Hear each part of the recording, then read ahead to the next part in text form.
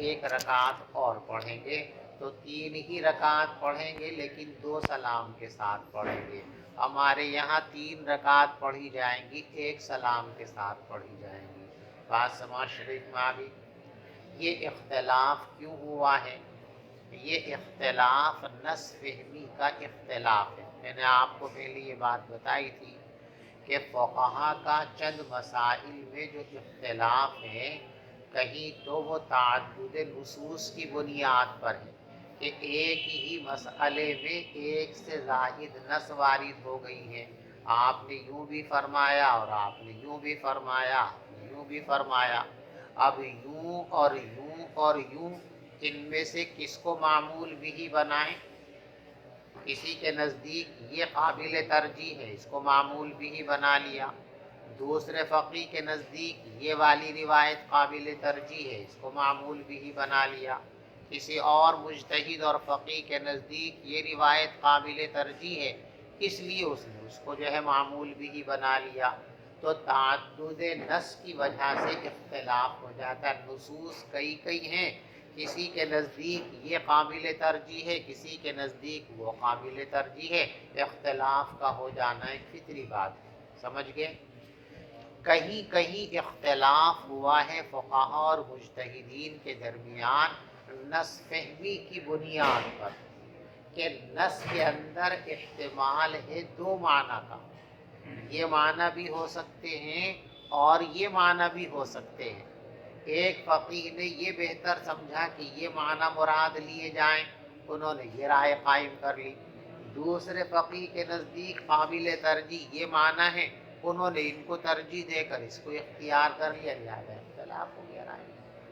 جیسے اقامت کے کلمات ایک مرتبہ کہے جائیں یا 2 مرتبہ کہے جائیں تو وہاں ایک فرادہ کا لفظ آیا، تو ایک ہے ایثار صوتی، ایک ہے ایثار کلمات. فرمایا کہ اذان کے کلمات کے اندر تو ملانا اور جوڑ ہے، اور اقامت کے کلمات کے اندر ایثار ہے. اور ایثار کے 2 معنی ہیں، ایثار کلمات اور ایثار صوتی. تو بعض لوگوں نے ایثار کلمات مراد لیا کہ اقامت کے کلمات کی ایک مرتبہ کہے جائیں گے، اللہ اکبر اللہ اکبر، اشہد ان لا الہ الا اللہ، اشہد ان محمد رسول اللہ.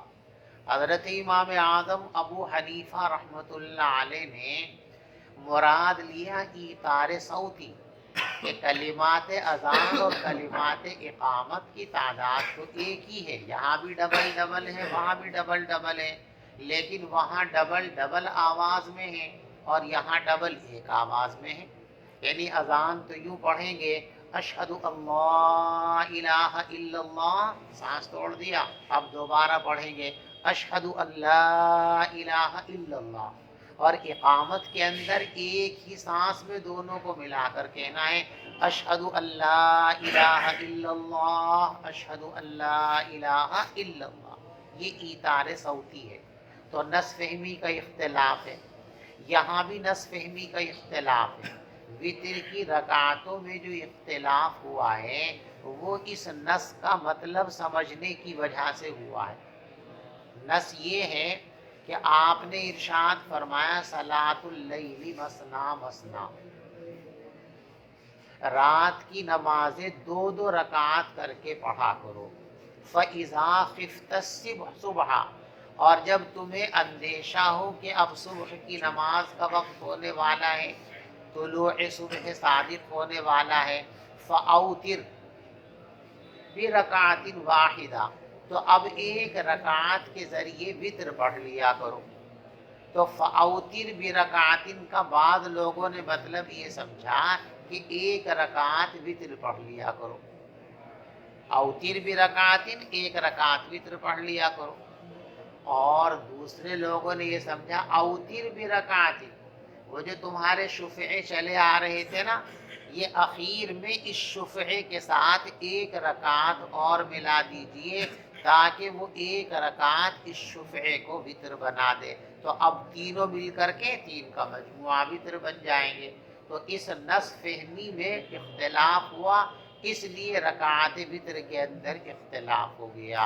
بات سمجھ شریف میں آ گئی. روایت پڑھی آپ نے نہیں پڑھیے. بسم الله الرحمن الرحيم. باب ما جاء في الوتر. وبه قال حدثنا عبد الله بن يوسف قال اخبرنا مالك عن نافع وعبد الله بن دينار عن ابن عمر ان رجلا سأل النبي صلى الله عليه وسلم عن صلاة الليل فقال عن صلاة الليل عن صلاة الليل فقال رسول الله صلى الله عليه وسلم صلاة الليل مثنى مثنى فإذا خشي أحدكم الصبح صلى ركعة واحدة توتر له ما قد صلى. وعن نافع ان عبد الله بن عمر كان رات کی نمازیں دو دو رکعت ہیں. جب تم میں سے کسی کو صبح کا اندیشہ ہو جائے تو ایک رکعت پڑھ لے.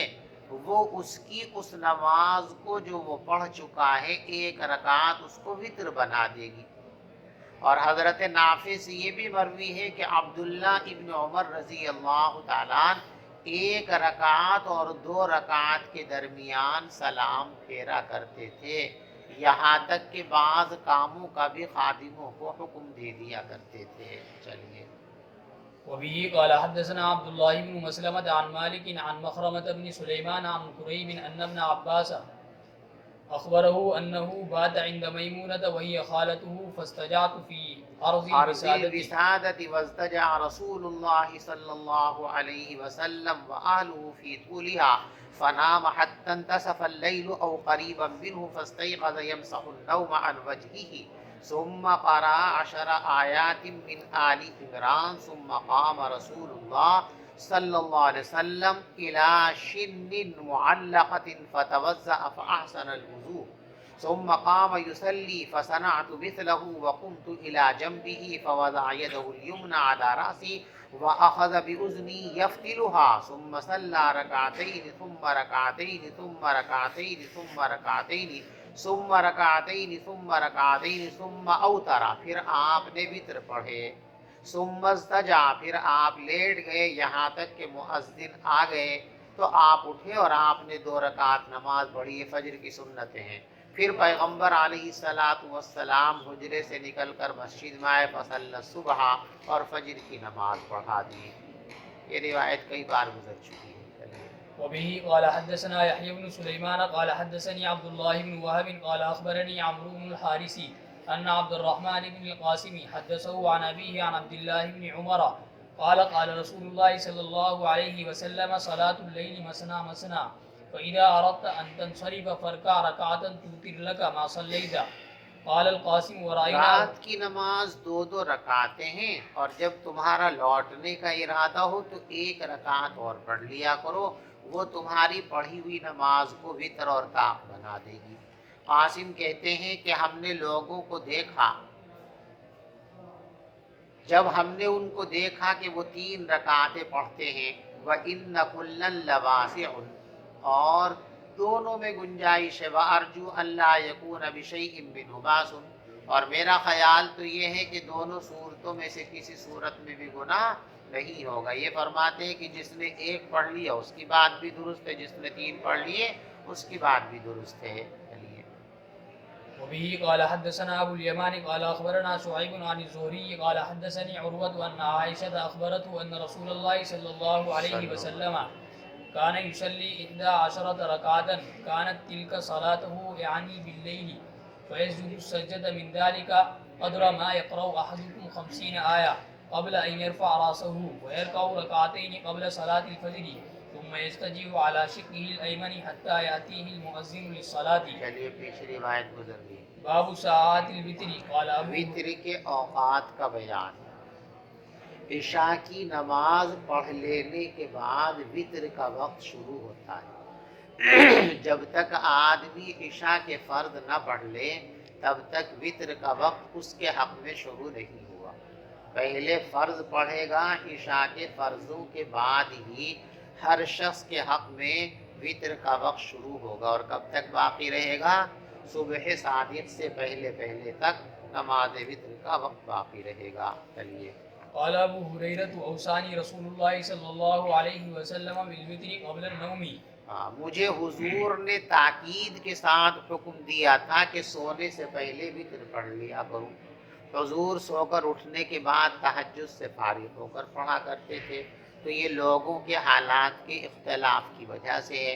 जिन लोगों को पुख्ता यकीन और उनका मामूल और आदत है कि आखिर शब के अंदर वो तहज्जुद के लिए उठते हैं, उनके लिए अफजल ये है कि आखिर शब में तहज्जुद की नमाज से फारिग होकर फिर वितरों से फरागत हासिल सबसे आखिर में होनी चाहिए। जिन लोगों का मामूल पुख्ता नहीं है, आखिर शब के अंदर बेदारी मुतयक्कन नहीं है, उनको सोने से पहले ही वितरों से फारिग हो जाना चाहिए ताकि वितर छूट न जाए। चलिए वबिही क़ाल हद्दसना भाई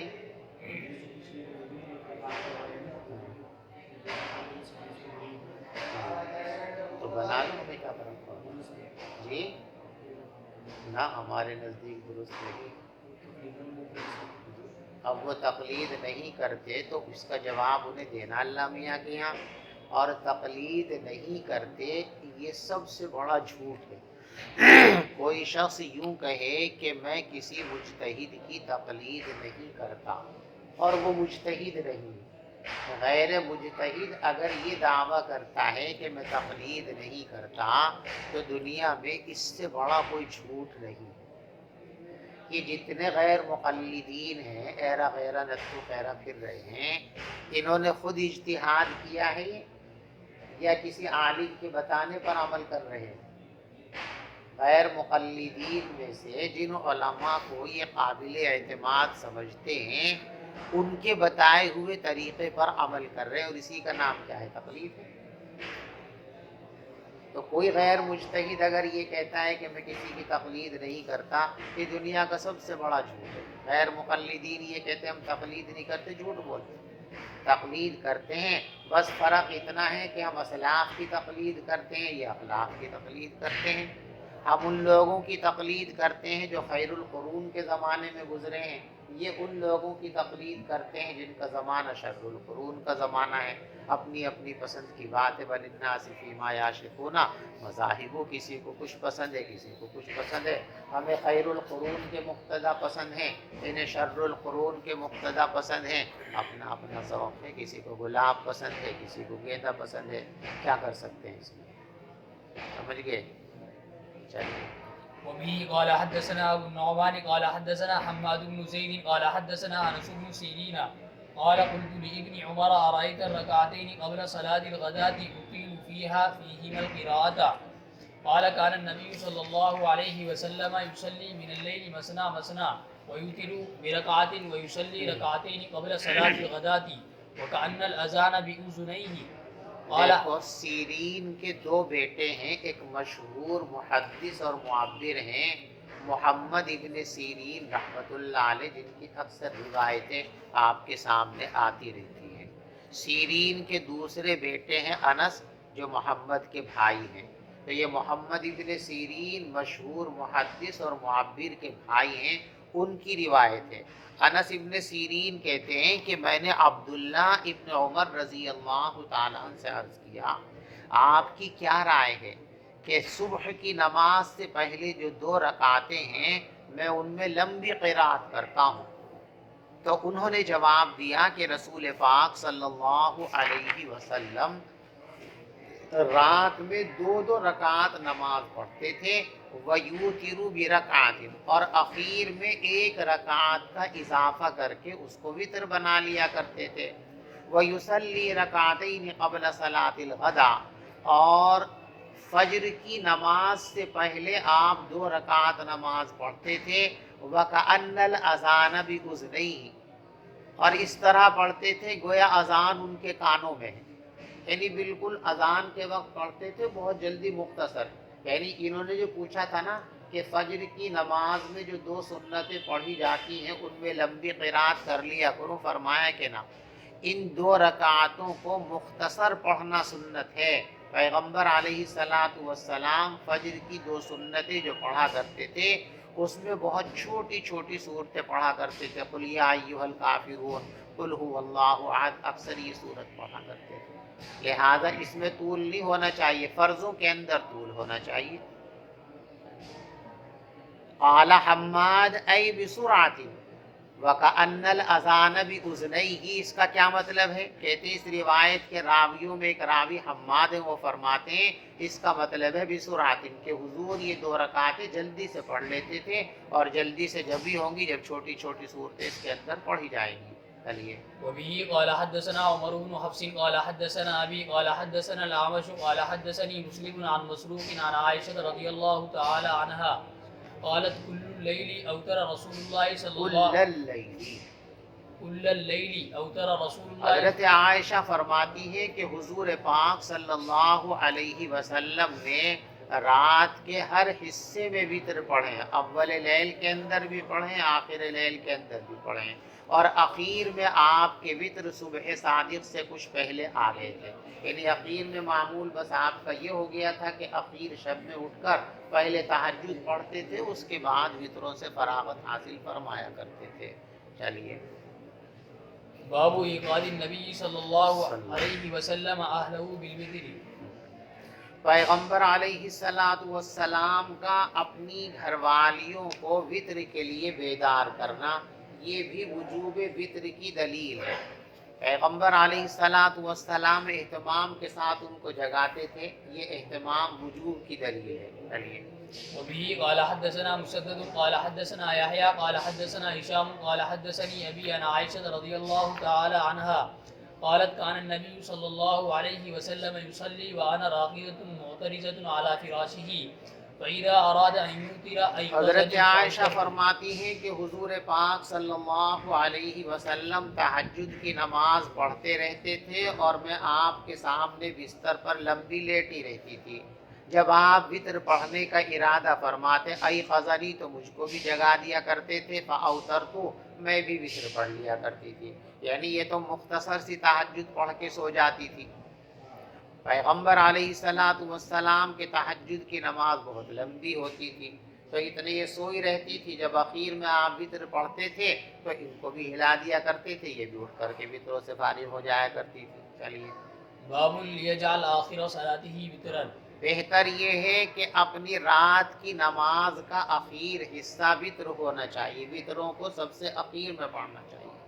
چلیے. وبه قال حدثنا مسدد قال حدثنا يحيى بن سعيد عن عبيد الله قال حدثني نافع عن عبد الله بن عمر عن النبي صلى الله عليه وسلم قال اجعلوا آخر صلاتكم بالليل وترا. اپنی رات کی نماز کے اخیر حصے کو وطر اور طاق بنایا کرو. چلو. باب الوتر علی الدابۃ. سواری پر وطر پڑھنے کا بیان. دیکھو وطر واجب ہیں اور واجب عمل کے اعتبار سے فرض کی مانند ہوتا ہے، اس لیے سواری پر وطر نہیں پڑھے جائیں گے. گاڑی پر بیٹھ کر کے، گھوڑے پر بیٹھ کر کے، اونٹ پر بیٹھ کر کے نہ فرض نماز پڑھی جا سکتی ہے نہ واجب نماز پڑھی جا سکتی ہے. سنتیں اور نفلیں کار میں بیٹھ کر، بس میں بیٹھ کر پڑھنے کی اجازت ہے. آپ سفر میں ہیں، رات میں بس میں سفر کر رہے ہیں، کار میں سفر کر رہے ہیں، تہجد پڑھنی ہے، ضروری نہیں ہے کہ آپ کار کو روک کر اتنے پھر تہجد پڑھیں، بلکہ کار کی سیٹ پر بیٹھے بیٹھے ہی، بس کی سیٹ پر بیٹھے بیٹھے ہی، ٹرین کی سیٹ پر بیٹھے بیٹھے ہی آپ بھی تہجد کی نماز جتنی چاہیں نفلیں پڑھ سکتے ہیں. دن میں بھی آپ کار میں بیٹھے ہوئے جا رہے ہیں، آپ کا دل چاہتا ہے کہ نوافل پڑھ لوں، تو کار کی سیٹ پر، بس کی سیٹ پر بیٹھے بیٹھے آپ نفلیں پڑھ سکتے ہیں، وہ نفلیں آپ کی ادا ہو جائیں گی. لیکن وطر اور فرائض، واجب اور فرائض، یہ سواری پر اس طرح بیٹھ کر کے آپ نہیں پڑھ سکتے ہیں، ان کو باقاعدہ کھڑے ہو کر پڑھنا ضروری ہے. بات سمجھ شریف میں آ گئی آپ کو؟ دیکھو اس روایت میں یہ ہے کہ حضور پاک صلی اللہ علیہ وسلم وطر کی نماز سواری پر پڑھ لیا کرتے تھے.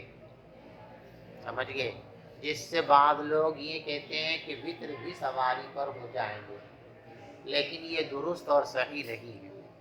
دراصل اس روایت کو سمجھنے کے لیے آپ کو ایک بات ذہن نشین کرنی ہے.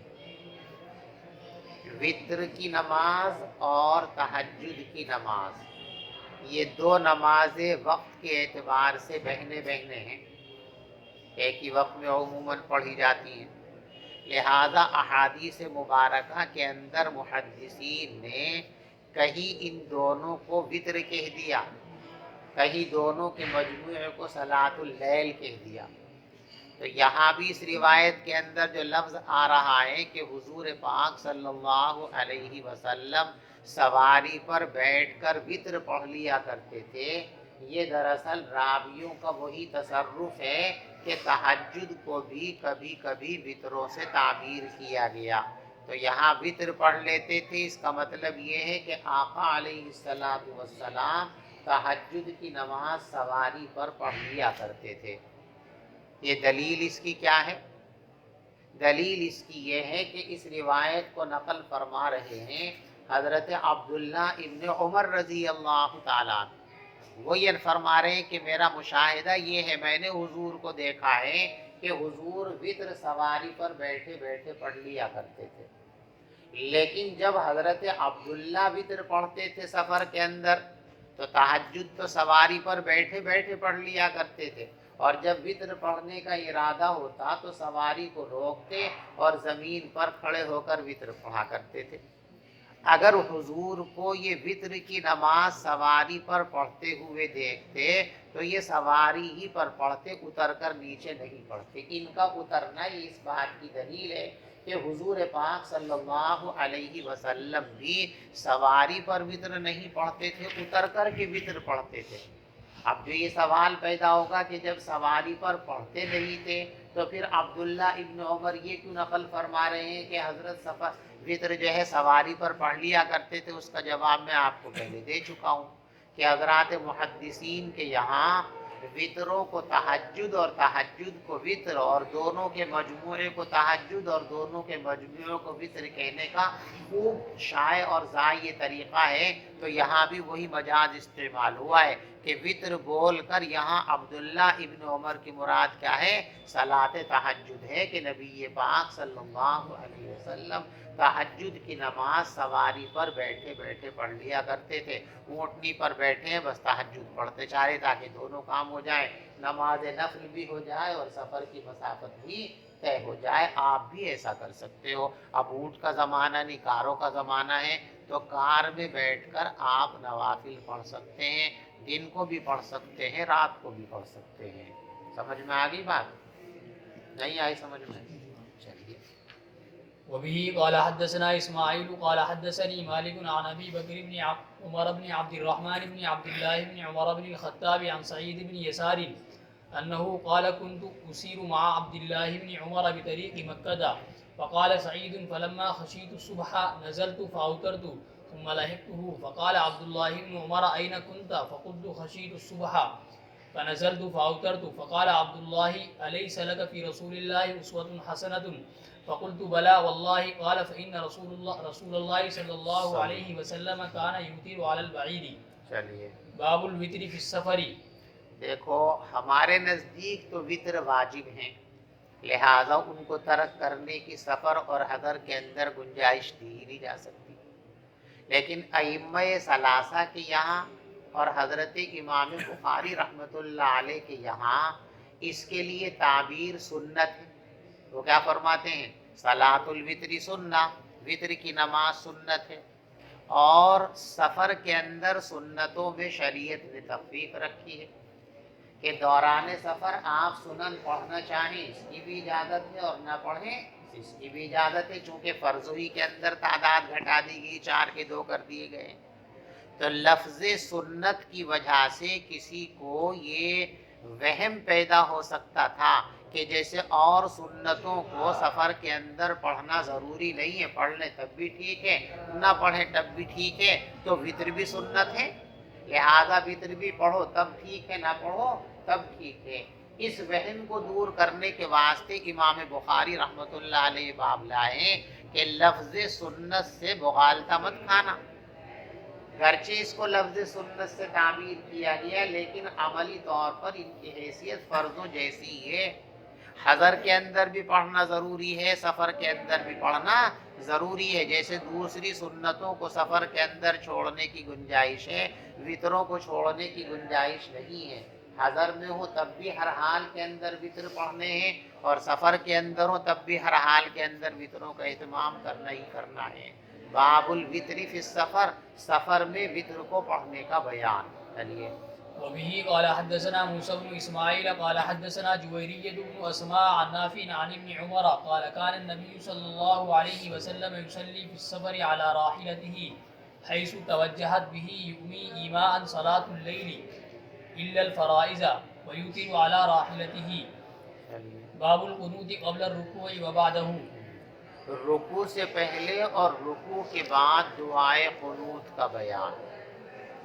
دیکھو وطروں کے اندر ایک تو دعائے قنوت پڑھی جاتی ہے، یہ دعائے قنوت رکوع سے پہلے ہے، اور ایک قنوت وہ ہے جو قنوت نازلہ کہلاتی ہے، جب حالات کی خرابی کی بنیاد پر مسلمانوں کے لیے اللہ کی نصرت طلب کرنے کے لیے اور کافروں کی ہلاکت کے لیے دعا کی جاتی ہے، اس کا نام ہے قنوت نازلہ۔ قنوت نازلہ رکوع سے فارغ ہونے کے بعد پڑھی جاتی ہے۔ رکوع کر لیا، اب قومے کا جو وقفہ ہے اس قومے کے وقفے میں دعائے قنوت پڑھیں گے، قنوت نازلہ پڑھیں گے، اور قنوت نازلہ سے فارغ ہو کر سیدھا سجدے کے اندر چلے جائیں گے۔ لیکن وطر کی جو قنوت ہے وہ رکوع سے پہلے پڑھیں گے، قرات سے فارغ ہو کر تکبیر کہیں گے، اس کے بعد دعائے قنوت پڑھیں گے، اس کے بعد تکبیر کہہ کر رکوع کے اندر جائیں گے۔ چلیے۔ وبه قال حدثنا مسدد قال حدثنا حماد بن زيد عن أيوب عن محمد بن سيرين قال سئل أنس بن مالك أقنت النبي صلى الله عليه قنت النبي صلى الله عليه وسلم في الصبح قال انس نعم. بن مالک سے پوچھا گیا کہ رسول پاک صلی اللہ علیہ وسلم نے فجر کی نماز میں بھی قنوت پڑھی ہے؟ فرمایا کہ ہاں پڑھی ہے۔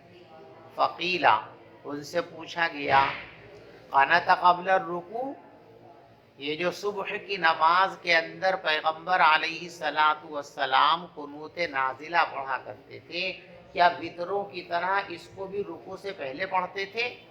فرمایا نہیں، بعد الرکوع، پیغمبر علیہ السلام رکوع کے بعد پڑھتے تھے قنوت نازلہ۔ تو قنوت وطر رکوع سے پہلے ہے اور قنوت نازلہ رکوع کے بعد میں ہے۔ چلیے۔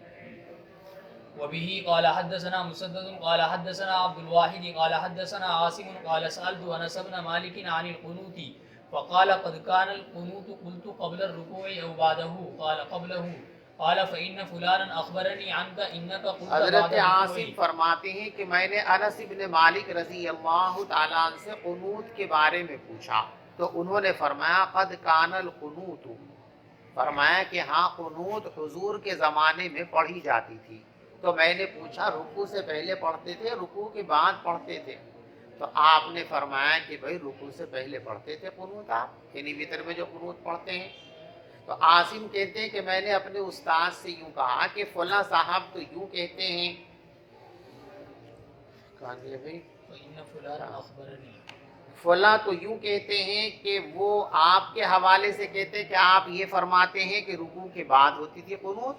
فرمایا کہ وہ جھوٹ بولتے ہیں، وہ جو میرے حوالے سے یہ کہہ رہا ہے کہ میں نے اس کو یہ بتایا کہ قنوت جو ہے وہ رکوع سے پہلے بعد میں ہوتی ہے، وہ غلط کہہ رہا ہے، اس لیے کہ وہ جو بعد الرکوع قنوت میں نے بیان کی ہے وہ قنوت نازلہ ہے، قنوت وطر نہیں ہے۔ تو فرمایا کذب، اور جھوٹ بولتا ہے، انما قنت رسول اللہ، رکوع کے بعد تو حضور نے صرف 1 مہینے تک قنوت پڑھی تھی۔ کیوں پڑھی تھی بھائی؟ یہ قنوت نازلہ ایک حادثے کی وجہ سے پڑھی تھی۔ فرمایا کہ حضور نے کچھ لوگوں کو بھیجا تھا جن کو قرہ کہا جاتا تھا، جن کی تعداد 70 کے قریب تھی، مشرکوں کی تبلیغ کے لیے بھیجا تھا۔ وکان بینہم، اور پیغمبر علیہ السلام اور مشرکین کے درمیان معاہدہ تھا جنگ بندی کا، انہوں نے توڑ دیا اور 70 کے 70 صحابہ کو شہید کر دیا۔ تو ان کے لیے بد دعا فرمائی، فقنتا، تو پیغمبر علیہ السلام نے 1 ماہ تک قنوت نازلہ پڑھی، جس میں کافروں کے لیے بد دعا فرمائی. کریے. وبه قال حدثنا احمد بن يونس قال حدثنا زائدة عن التيمي عن ابي مجلس عن انس بن مالك قال قنت النبي صلى الله عليه وسلم شهرا يدعو على رعل وزكوانا. وبه قال حدثنا مسدد قال حدثنا اسماعيل قال اخبرنا خالد عن ابي قلابة عن انس بن مالك قال كان القنوت في المغرب والفجر. قنوت مغرب کی نماز میں بھی ہوتی تھی اور فجر کی. اصل تو قنوت مسنون ہے، قنوت نازلہ فجر کے اندر ہی، لیکن بہت زیادہ خطرناک حالات ہوں، بہت ہی خطرناک حالات ہوں اور امام محسوس کرے تو پھر فجر کے علاوہ مغرب میں بھی قنوت نازلہ پڑھی جا سکتی ہے اور نمازوں میں بھی پڑھی جا سکتی ہے، لیکن مسنون اصل فجر ہی کی نماز میں ہے. چلیے. بسم اللہ الرحمن الرحیم. ابواب الاستسقاء. باب الاستسقاء وخروج النبی صلی اللہ علیہ وسلم فی الاستسقاء. دیکھو، استسقاء کے لفظی معنی ہے بارش طلب کرنا. اگر بارشیں اپنے وقت پر نہ ہو رہی ہوں، غیر معمولی تاخیر ہو رہی ہو، تو ظاہر بات ہے بارش کی درخواست کس سے کریں گے؟ اللہ ہی سے کی جائے گی. اب اس درخواست کا ایک مخصوص طریقہ بھی شریعت نے رکھا ہے کہ آبادی چھوڑ کر جنگل میں جائیں اور جنگل میں جا کر 2 رکعت نماز پڑھیں اور پھر اللہ تبارک و تعالیٰ کی بارگاہ میں نزول بارش کی دعا کریں. اس کو کہتے ہیں نماز استسقاء اور صلاۃ استسقاء. سمجھ شریف بات ہے. پوری امت کے نزدیک صلاۃ استسقاء ثابت ہے، سنت ہے، اس لیے کہ نبی پاک علیہ الصلاۃ والسلام نے استسقاء کی نماز پڑھی ہے. فقہ کی کتابوں میں اور حدیث کی شروحات میں آپ کو کہیں کہیں یہ لکھا ہوا ملے گا کہ حضرت امام اعظم رحمۃ اللہ علیہ کا مسلک یہ ہے کہ استسقاء کے لیے نماز نہیں ہے.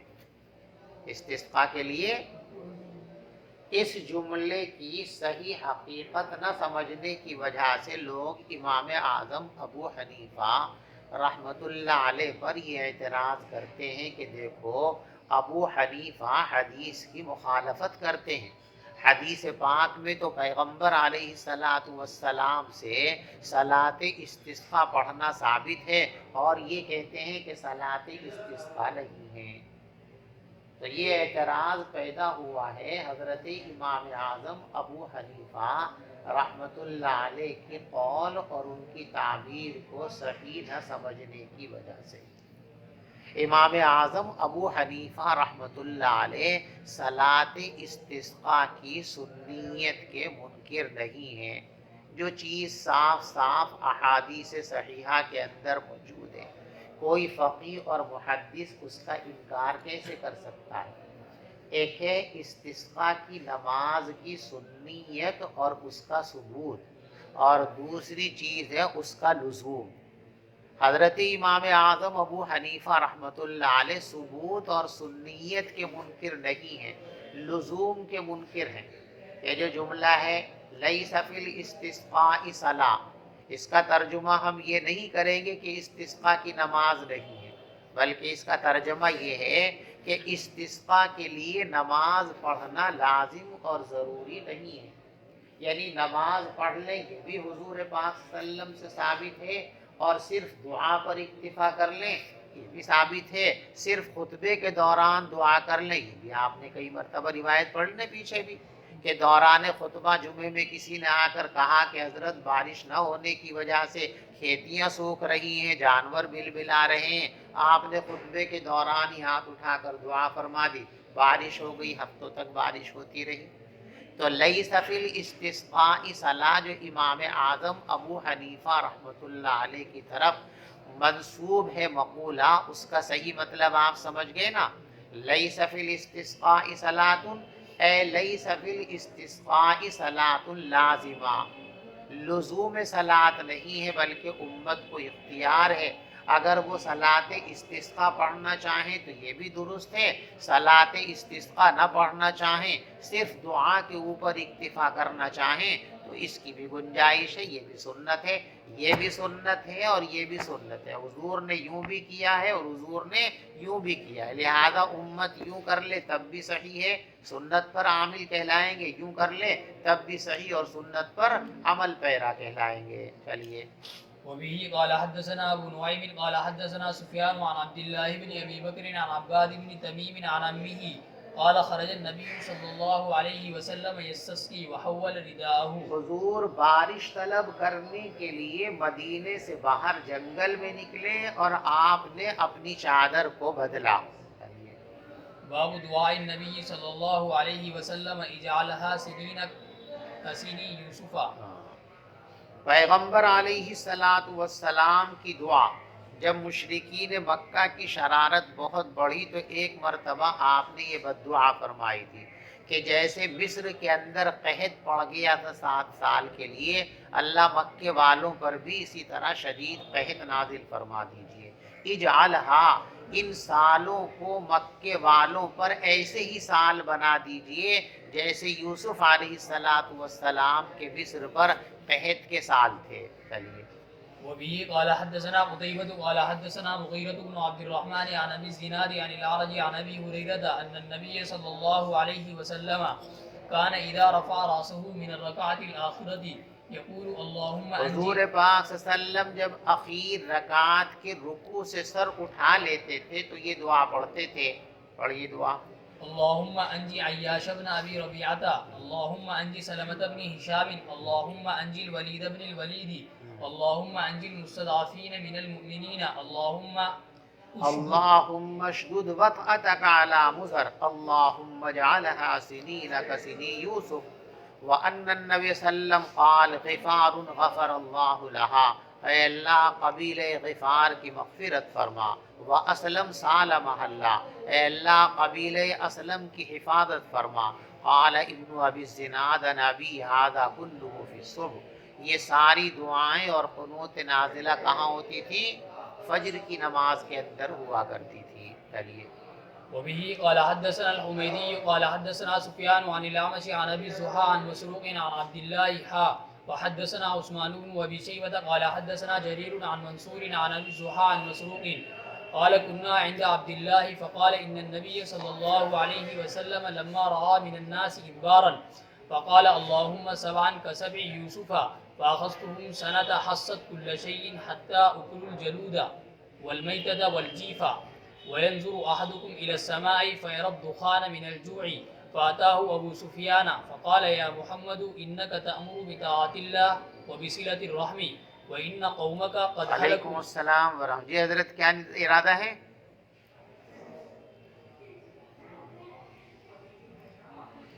ٹھیک ہے میں بھیج رہا ہوں، باہر ہی بھیج دوں؟ ٹھیک ٹھیک ہے انشاءاللہ بھیجتا ہوں، ایک منٹ۔ پیغمبر علیہ الصلاۃ والسلام نے جب لوگوں کی بے رخی دیکھی، ادبار کا ترجمہ بے رخی، تو فرمایا اللہم، اے اللہ ان پر بھی 7 سال ایسی ہی قحط کے ڈال دیجئے جیسے یوسف علیہ السلام کے زمانے میں مصر پر آئے تھے۔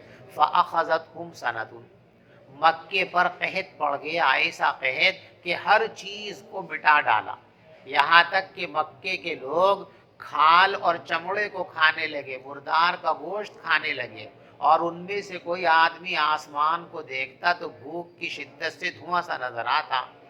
تو ابو سفیان پیغمبر علیہ السلام کی خدمت میں آریوں کا، اے محمد آپ تو لوگوں کو اللہ کی اطاعت اور صلہ رحمی کا حکم دیتے ہیں کہ اپنے خاندان اور رشتہ داروں کے ساتھ اچھا برتاؤ کرو، اور مکے والے اگرچہ آپ کا دین قبول نہیں کر رہے ہیں لیکن آپ کے خاندانی تو ہیں، آپ کی برادری کے ہیں، رشتہ دار تو ہیں، تو وہ مر رہے ہیں، آپ ان کے ساتھ اچھا برتاؤ کیجئے، اور آپ کی قوم ہلاک ہو رہی ہے ان کے حق میں خوشحالی کی دعا کر دیجئے۔ تو اللہ تبارک و تعالیٰ نے فرمایا فَارْتَقِبْ يَوْمَ تَأْتِي السَّمَاءُ بِدُخَانٍ مُبِينٍ إِلَىٰ قَوْلِهِ إِنَّكُمْ عَائِدُونَ يَوْمَ نَبْطِشُ الْبَطْشَةَ الْكُبْرَىٰ۔ فالبطشۃ، پس بطشہ سے مراد یہاں بدر کی جنگ ہے۔ فقد مضت الدخان، گویا کہ آیت میں جو 2 عذاب تھے، ایک دھوئیں کا عذاب، ایک پکڑ کا عذاب، یہ دونوں کے دونوں عذاب گزر چکے ہیں، اور لزام سے مراد روم کی نشانی ہے۔ دیکھو یوم تأتی السماء بدخان مبین، ایک دن ایسا آئے گا کہ تمہیں دھواں نظر آئے گا آسمان میں۔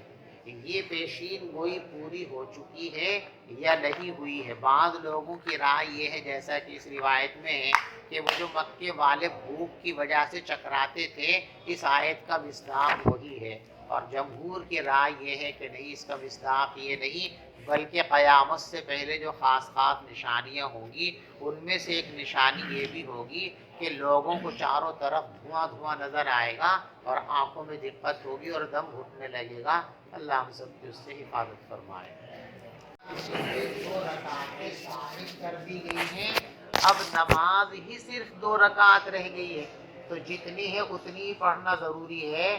شریعت کی طرف سے مقرر کردہ رکعتوں میں نہ کمی کرنا جائز ہے اور نہ زیادتی کرنا جائز ہے، لہذا اگر وہ 2 کی بجائے 4 پڑھے گا تو اس کا مطلب یہ ہوگا کہ وہ شریعت کی مقرر کردہ رکعتوں میں اضافہ کر رہا ہے، اور یہ بات درست نہیں ہے، لہذا 2 پڑھے گا، 4 نہیں پڑھے گا۔ اور ائمہ ثلاثہ رحمہم اللہ کا نقطۂ نظر یہ ہے، وہ فرماتے ہیں کہ یہ قصر ترفیع ہے۔ ترفیع کے معنی آتے ہیں رخصت اور سہولت دینا، کہ مسافر کو سہولت دی گئی ہے، اور سہولت میں آدمی کو اختیار ہوتا ہے، اس سہولت سے فائدہ اٹھائے تب بھی ٹھیک ہے، اور سہولت سے فائدہ نہ اٹھائے تب بھی ٹھیک ہے۔ سمجھ میں آ رہی بات؟ مثلاً یہ تکیے رکھے ہوئے ہیں، یہ ترفیع کے لیے ہیں، سہولت کے لیے ہیں، تو ہر مدرس کو سبق پڑھاتے ہوئے ان تکیوں کو لگانا ضروری نہیں، کسی کا دل چاہے لگا لے اور نہ دل چاہے، چنانچہ بہت سے لوگوں کو لگانے ہی نہیں آتا تکیے، کیا کریں بیچارے، جب لگانے نہیں جانتے تو کیا لگائیں گے وہ؟ تو یہ سہولت کا مطلب یہ ہوتا ہے کہ آپ فائدہ اٹھانا چاہیں اٹھا لیں، نہیں اٹھانا چاہتے کوئی حرج کی بات نہیں۔ تو اب شریعت نے سہولت دی کہ سفر میں ہو، دقت میں ہو، مجبوریوں میں ہو تو 2 بھی پڑھ سکتے ہو۔ اب اس کا دل چاہے تو 2 پڑھ لے، سہولت سے فائدہ اٹھا لے، مضبوط عزم و ارادے کا ہے کہ نہیں ہم تو پوری پڑھ کے دکھائیں گے، تو سہولت سے فائدہ نہ اٹھاوے، 4 پڑھ لے وہ۔ تو ان کے نزدیک قصر بھی جائز ہے اور اتمام بھی جائز ہے، کیونکہ ان کے یہاں یہ ایک رخصت اور سہولت ہے، اور رخصت اور سہولت سے فائدہ اٹھانا واجب نہیں ہوتا، آپ کو اختیار ہوتا، اٹھانا چاہیں اٹھا لیں، نہ اٹھانا چاہیں نہ اٹھائیں۔ بات سمجھ میں آ رہی؟ ہمارے نزدیک قصر اسقاط ہے کہ سفر میں 2 رکعتیں ساقط کر دی گئی، ختم کر دی گئی، تو اب کتنی بچی؟ 2 بچی، اور شریعت کی مقرر کردہ رکعتوں میں اضافہ کرنا اور کم کرنا جائز نہیں ہے، لہذا مسافر 2 کی بجائے 4 پڑھتا ہے تو یہ بات درست اور صحیح نہیں ہوگی۔ بات سمجھ میں آ گئی آپ کو؟ دوسری بات یہاں پر آپ کو یہ ذہن نشین کرنی ہے کہ کتنے سفر پر قصر کرنے کی اجازت ہے۔ غیر مقلدین اور اصحاب ظواہر کا کہنا یہ ہے کہ عرف کے اندر جس سفر کو سفر کہا جاتا ہو، جتنی دور جانے پر سفر کا اطلاق کیا جاتا ہو، اتنے سفر کے اوپر جو ہے قصر ہو جائے گی، اور عرفاً جتنی دور جانے پر سفر کا اطلاق نہیں ہوتا تو وہاں نماز قصر نہیں ہوگی۔ مثلاً ایک آدمی یہاں سے گنگا نگر جا رہا ہے، گنگا نگر جانے پہ سفر کا اطلاق نہیں ہوتا، لوکل میں گھوم رہا ہے، تو عرفاً اس کو سفر نہیں کہتے ہیں، لہذا اس پر قصر نہیں ہوگی۔ یہاں سے ایک آدمی جا رہا مظفر نگر، کہاں گئے جی مولانا؟ یہ سفر میں ہے، عرفاً مظفر نگر جانا، کھتولی جانا، غازی آباد، مراد نگر جانا، اس کو سفر کہتے ہیں، لہذا اتنی دور بھی اگر جا رہا ہے تو اصحاب ظواہر اور غیر مقلدین اس کے قائل ہیں کہ یہ قصر کرے۔ لیکن ائمہ 4 رحمہم اللہ، چاروں جو مکاتب فکر ہیں فقہی، جو ساری امت کے اندر مقبول اور معمول بھی ہیں، ان چاروں مسالک کے اندر جو ہے 4 برید यानी 48 मील का सफ़र अगर है तो कसर होगी, 48 मील से कम सफ़र है तो फिर कसर करने की इजाज़त नहीं होगी। समझ शरीफ में बता रही। ये जो 48 मील हैं, अब मीलों का चलन ख़त्म हो गया, अब किलोमीटर की पैमाइश राइज हो गई है। तो अब किलोमीटर कितना बैठेगा? चूंकि मील की मिक़दार में इख्तिलाफ रहा है, इसलिए किलोमीटर की तायीन में भी इख्तिलाफ रहा है। लेकिन ज़्यादा सही कौल जो है वो बाद लोगों के नज़दीक 89 किलोमीटर है। समझ में आ रही बात? और ये जो 77 किलोमीटर वाला आम तौर से मशहूर है, उसके बारे में हज़रत उस्ताद हज़रत मौलाना मुफ्ती सईद अहमद साहब पालनपुरी रहमतुल्लाह अलैह ने अपनी किताब तोहफ़तुल क़ारी के अंदर लिखा है कि ये सही नहीं है। गालिबन हज़रत ने एहतियात कर कि गालिबन ये सही नहीं है। ये बड़ों की बड़ी बात होती है कि वो हर चीज़ में मुहतात होकर कलाम फरमाते हैं गालिबन ये सही नहीं है। तो जिस आबादी में आप जा रहे हैं सफ़र करके, उस आबादी की इब्तिदा जहाँ से है और आप जिस आबादी से जा रहे हैं उस आबादी की इंतहा जहाँ पर है, यहाँ की इंतहा और वहाँ की इब्तिदा के माबैन जो मसाफत है वो अगर 48 मील है तो आपको कसर करने की इजाज़त है, और इतनी नहीं है तो फिर कसर करने की इजाज़त नहीं है। बात समझ शरीफ में आ गई आपको। अबवाबुत तफ़सीर। बिस्मिल्लाहिर्रहमानिर्रहीम। बाबु मा जाअ फित तफ़सीर। उन रिवायतों का बयान जो कसर के सिलसिले में वारिद हुई हैं। वकम युकीमु हत्ता युक़त्तिर। दूसरा मसला इस बाब के अंदर ये है कि एक आदमी सफ़र के अंदर चला गया, अब सफ़र के दौरान उसको कहीं चंद दिन बीच में रुकना है, फिर आगे बढ़ना है या वापस लौटना है, तो बीच में कितने दिन का क़याम उसके कसर को ख़त्म कर देगा, वो मुकीम की हैसियत में आ जाएगा और उसको पूरी नमाज पढ़ने का मुकल्लफ करार दिया जाएगा। इस सिलसिले में मुख्तलिफ अक़वाल हैं। हमारे यहाँ उसके लिए 15 दिन है। 15 दिन कम से कम ठहरने की नीयत कर ली है तो उसको फिर कसर नहीं करनी है, उसको इत्माम करना है, पूरी नमाज पढ़नी है। और 15 दिन से कम ठहरने की नीयत है, रुकने की नीयत है, तो फिर कसर करता रहेगा, इत्माम नहीं करेगा। 15 दिन एक साथ ठहरने की नीयत नहीं की है, कल निकल जाऊंगा, फिर कल मसरूफियत है, चलो 2 दिन बाद निकल जाऊंगा, एक एक दो दो करके अगर 15 साल भी गुजर जाएं तो भी वो मुकीम नहीं कहलाएगा, कसर ही करता रहेगा। जब एक बार की 15 दिन की नीयत करेगा तब वो इकामत के दर्जे में आएगा और फिर उसको इत्माम करने की इजाज़त होगी, कसर करने की इजाज़त उससे सल्ब कर ली जाएगी। चलिए। وبه قال حدثنا موسى بن اسماعيل قال حدثنا ابو عوانة عن عاصم بن حسين بن إكرمة عن ابن عباس قال قام النبي صلى الله عليه وسلم 19 يقصر فنحن اذا سافرنا 19 قصرنا وان زدنا اتممنا۔ इकरमा कहते हैं कि अब्दुल्ला इब्न अब्बास फरमाते हैं कि रसूल पाक सल्लल्लाहु अलैहि वसल्लम ने 19 रोज़ तक क़याम किया था और आप कसर करते रहे थे। ये तो हो गया हुजूर का अमल। अब देखिए यहाँ 19 दिन तक आपने क़याम फरमाया था, 20वें दिन क़याम फरमाते तो नहीं कसर करते, इसकी कोई दलील थोड़ी है इसमें। इस रिवायत के अंदर मुद्दत कसर को बयान ही नहीं किया गया, इसलिए कि मुद्दत कसर से इसका ताल्लुक़ नहीं है। मुद्दत कसर के अंदर मयार ये है कि आदमी ने बाकायदा ठहरने के लिए एक मुद्दत मुतय्यन करके नीयत का तयन कर लिया। यहाँ ऐसा नहीं हुआ। ये बात जो है वो फतह मक्का की है। हुजूर पाक सल्लल्लाहु अलैहि वसल्लम की सुन्नत और मामूल ये था कि जब जिहाद के लिए तशरीफ़ ले जाते और किसी इलाके को फतह फरमा लेते तो दोबारा से सोरिश न हो, 3 रोज़ तक वहाँ क़याम फरमाते और 3 रोज़ क़याम फरमाने के बाद वहाँ का इंतज़ाम किसी को सपुर्द करके आम मदीने मुनव्वरा तशरीफ़ ले आया करते थे।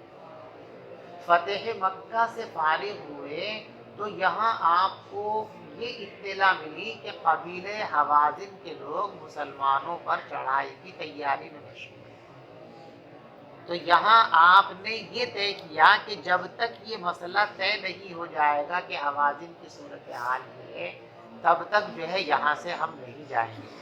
तो न 1 दिन तय किया, न 10 दिन तय किए, न 15 दिन तय किए। रोज़ हालात का जायज़ा लिया जा रहा कि जिस दिन हालात सही हो जाएंगे सफ़र कर लेंगे। लेकिन हालात सही होने के बजाय हालात बिगड़े। पता चला कि हवाज़िन तो अपनी सोरिश पर पुख्ता हैं और वो अनक़रीब हमला करने वाले हैं। तो फिर पैगम्बर अलैहिस्सलातु वस्सलाम ने मक्के से कूच फरमाया हवाज़िन की तरफ और ग़ज़वे हुनैन पेश आया। तो यहाँ मक्के के अंदर आपका ये 19 रोज़ तक क़याम करना ये नीयत क़याम से नहीं था, इत्तिफ़ाक़ी क़याम था। लिहाजा इस मसले से, इस रिवायत से मुद्दत क़स्र का मसला तय नहीं किया जा सकता। ठीक है, आगे जो मसला है वो अब्दुल्ला इब्न अब्बास का अपना अमल और अपनी राय है, वो पैगम्बर अलैहिस्सलातु वस्सलाम की राय नहीं है। वो फरमाते हैं फ़नहनु, तो हमने ये मामूल बना लिया कि जब हम 19 रोज़ कहीं क़याम करते थे तो क़स्र करते थे और 19 रोज़ से ज़्यादा अगर क़याम करते थे तो इत्माम किया करते थे। चलिए। वबीही क़ाल हद्दसना अबू मअमर क़ाल हद्दसना अब्दुल वारिस क़ाल हद्दसनी यहया इब्न अबी इसहाक़ समिअतु अनस यक़ूलु ख़रजना मअन नबी सल्लल्लाहु अलैहि वसल्लम मिनल मदीनति इला मक्का फ़कान युसल्ली रकअतैन हत्ता रजअना इला मदीनति क़ुल्तु अक़मतु बिमक्का शैअन क़ाल अक़मना बिहा अशरा।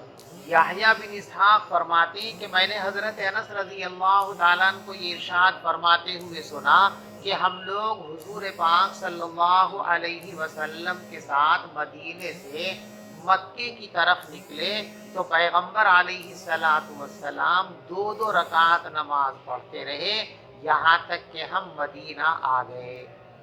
तो मैंने पूछा अक़मतुम बिमक्का शैअन, कुछ दिन के लिए मक्के रुके थे? हज़रत अनस ने फरमाया कि हाँ 10 दिन तक रुके थे। देखो अब यहाँ बाद लोगों की इश्काल भी हो जाता है कि ऊपर 19 दिन का बयान है और यहाँ 10 दिन का बयान है और 19 और 10 के अंदर तफावत है। तो उसका जवाब जहन में रखिए कि ये एक वाक़या नहीं है। वो जो 19 दिन वाली बात अब्दुल्ला इब्न अब्बास रज़ी अल्लाह ताला नक़ल फरमा रहे हैं वो फ़तह मक्का के मौके की बात है और ये जो बात है ये हज्जतुल विदा की बात है। इस मरतबा 10 दिन क़याम रहा, उस मरतबा 19 रोज़ क़याम रहा, तो दोनों वाक़े अलहदा-अलहदा हैं, इसलिए मुद्दत अलहदा-अलहदा है। चलिए। बाबु सलाती बिमिना, मिना में नमाज पढ़ने का बयान। देखो मिना में नमाज जो है वहाँ क़स्र ये मनासिक का हिस्सा है या सफ़र का असर है? इमाम मालिक रहमतुल्लाह अलैह की राय ये है कि मिना के अंदर नमाज क़स्र करना ये मनासिक का हिस्सा है, अरकान हज और अफ़आल हज में शामिल है ये चीज़। लिहाजा उनके नुक्ते नज़र को सामने रखें तो हुक्म ये बनेगा कि जो हाजी भी मिना के अंदर आ रहा है, चाहे 10 किलोमीटर से आ रहा हो, चाहे 2000 किलोमीटर से आ रहा हो, मिना में आएगा तो जितने दिन मिना में रहेगा उतने दिन उसको क़स्र करेगा, क्योंकि क़स्र उनके नज़दीक मिना में क़स्र मनासिक का हिस्सा है और जब मनासिक का हिस्सा है तो मनासिक हज मुसाफिर और मुकीम सब के लिए यकसा हैं। लिहाजा क़स्र भी सबको करनी पड़ेगी। जो मुसाफिर है दूर दराज से आया वो भी क़स्र करेगा, जो दूर दराज से नहीं आया वो भी क़स्र करेगा। बात समझ में आ रही? और बाकी अइम्मा के नज़दीक मिना के अंदर क़स्र जो है वो सफ़र का असर है। مناسک کا اثر نہیں ہے، کس کا ہے؟ سفر کا۔ لہذا جو حاجی اتنی دور سے آیا ہے کہ مدت مسافت سفر طے کر کے آیا ہے تو اس کو قصر کرنی ہے، اور جو حاجی اتنے قریب سے آیا ہے کہ مسافت سفر نہیں ہوئی ہے تو اس کو وہاں پر قصر کرنا ہے۔ مسافت سفر نہیں ہے تو اتمام کرے گا، مسافت سفر ہو گئی ہے تو قصر کرے گا۔ تو قصر کرے گا مینا کے اندر یا نہیں کرے گا، ایک نقطۂ نظر یہ ہے کہ اس کا تعلق مناسک حج سے ہے، لہذا مسافت شرعی، سفر شرعی کی مسافت ہوئی ہو یا نہ ہوئی ہو، قصر کرنی ہی کرنی ہے۔ اور دوسرا نقطۂ نظر کیا ہے کہ مینا کے اندر قصر کا مدار سفر کے اوپر ہے، لہذا سفر شرعی کی مسافت طے کر کے حاجی اگر آیا ہے تو قصر کرے گا، اور اس سے کم مسافت طے کر کے آئے تو پھر سفر نہیں کرے گا۔ بات سمجھ میں آ گئی آپ کو؟ نہیں؟ چلیے۔ وبه قال حدثنا مسدد قال حدثنا يحيى عن عبيد الله قال اخبرني نافع عن عبد الله قال صليت مع النبي صلى الله عليه وسلم بمنى ركعتين وابي بكر وعمر ومع عثمان صدرا من امارته ثم اتمها۔ حضرت عبداللہ ابن مسعود رضی اللہ تعالیٰ عنہ فرماتے ہیں کہ میں نے مینا میں حضور کے ساتھ 2 رکعت پڑھی۔ جب حضور حج کے لیے تشریف لائے تو 2 رکعت پڑھی۔ پھر صدیق اکبر اپنے دور خلافت میں حج کے لیے تشریف لائے تو انہوں نے بھی مینا کے اندر 2 رکعت پڑھی۔ فاروق اعظم رضی اللہ تعالیٰ عنہ جو ہے اپنے دور خلافت میں حج پہ تشریف لائے تو مینا میں 2 رکعت نماز پڑھی، اس لیے کہ حضور جب تشریف لائے تھے تو کہاں سے آئے تھے؟ مدینے سے آئے تھے، اور صدیق اکبر مدینے سے، دارالخلافہ مدینے میں تو تھا، اور عمر مدینے سے، اور مدینے سے مکہ تک آدمی مسافر ہو جاتا ہے، تو بحیثیت مسافر انہوں نے 2 رکعت نماز پڑھی تھی، قصر کی تھی۔ حضرت عثمان غنی رضی اللہ تعالیٰ عنہ شروع میں جب حج کو تشریف لاتے تھے تو وہ بھی قصر کیا کرتے تھے، لیکن بعد میں انہوں نے اتمام کرنا شروع کر دیا تھا، پوری نماز پڑھنے لگے تھے، اور پوری نماز وہ ایک تعویل کر کے پڑھا کرتے تھے۔ مکے سے ذرا فاصلے پر انہوں نے ایک عورت سے شادی کر لی تھی، یا وہاں پر اپنے لیے ایک مکان بنا لیا تھا، تو جب حج کا موسم آتا تو ذرا کچھ پہلے آپ آ جاتے تھے اور چند دن یہاں قیام کرتے تھے، پھر مکے میں آ جاتے تھے، مینا میں آ جاتے تھے۔ تو اب سفر تو ان کا وہاں تمام ہو گیا اس گاؤں میں پہنچنے کے بعد، اب سفر شروع ہوا اس گاؤں سے، اور اس گاؤں سے جہاں تک جو ہے مسافت سفر نہیں ہے تو وہ مقیم ہے، تو مقیم ہونے کی وجہ سے کیا کرتے تھے؟ وہ اتمام کیا کرتے تھے، اور مقیم کو اتمام کرنا ہی چاہیے، اس کے لیے قصر جائز نہیں ہے۔ اور میں نے حضرت عثمان کے ساتھ بھی ان کے خلافت کے شروع دور میں 2 ہی رکعتیں پڑھی، ثم اتمھا، لیکن پھر وہ پوری 4 رکعت پڑھنے لگے تھے۔ چلیے۔ وبه قال حدثنا ابن الوليد قال حدثنا شعبة قال أنبانا أبو إسحاق سمعت حارثة بن وهب قال صلى بنا النبي صلى الله عليه وسلم امن من آمنا، یہ آمنا اس میں تفضیل کا صیغہ ہے، امن سے۔ آمن ما كان بمنا ركعتين۔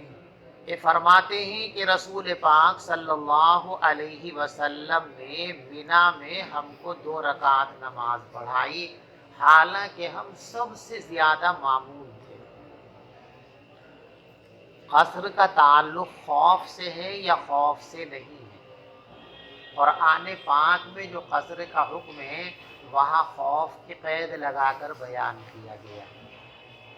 اذا ضربتم فی الارض فلیس علیکم جناح ان تقصروا من الصلاة ان خفتم ان یفتنکم الذین کفروا، اگر تمہیں کافروں اور دشمنوں کی طرف سے اندیشہ ہے تو قصر کیا کرو،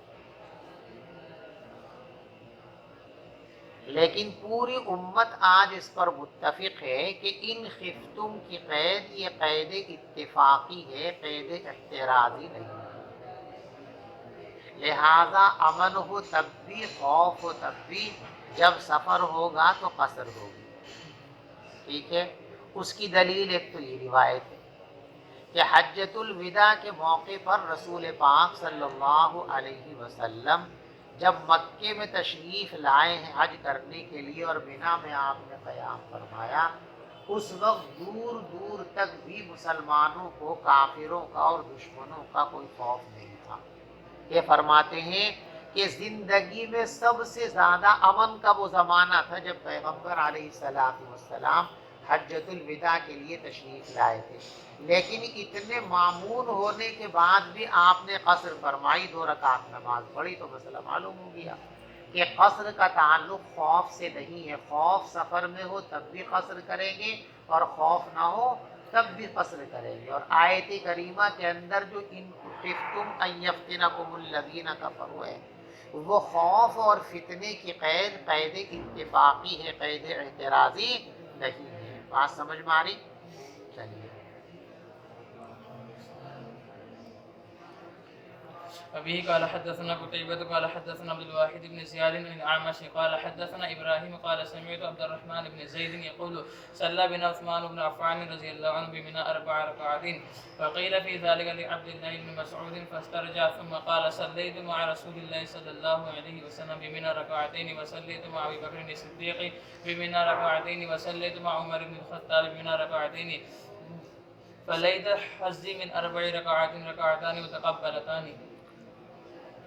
عبد الرحمن ابن یزید فرماتے ہیں کہ عثمان ابن عفان نے ہم کو مینا میں 4 رکعت نماز پڑھا دی۔ حج کرنے کے لیے تشریف لائے، ہم بھی تھے، تو جیسے ظہری عصر کی نماز کا وقت آیا تو بجائے 2 کے 4 پڑھی، قصر نہیں کی، اتمام کی انہوں نے۔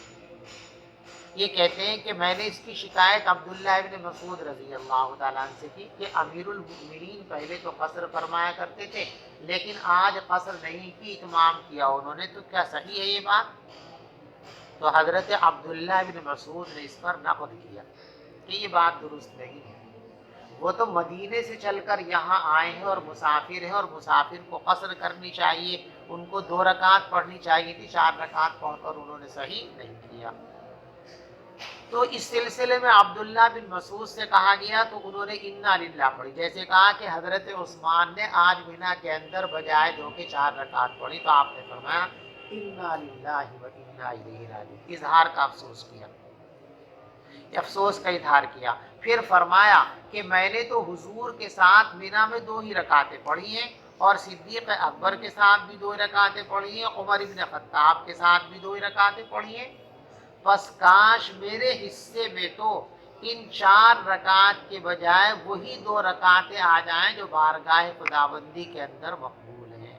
یعنی میں 2 پڑھنا پسند کرتا ہوں، 4 پڑھنا پسند اس لیے کہ حضور نے بھی 2 پڑھی ہیں اور صدیق اکبر نے بھی 2 پڑھی ہیں اور فاروق اعظم نے بھی 2 پڑھی ہیں، تو میں 2 ہی پڑھنا پسند کرتا ہوں۔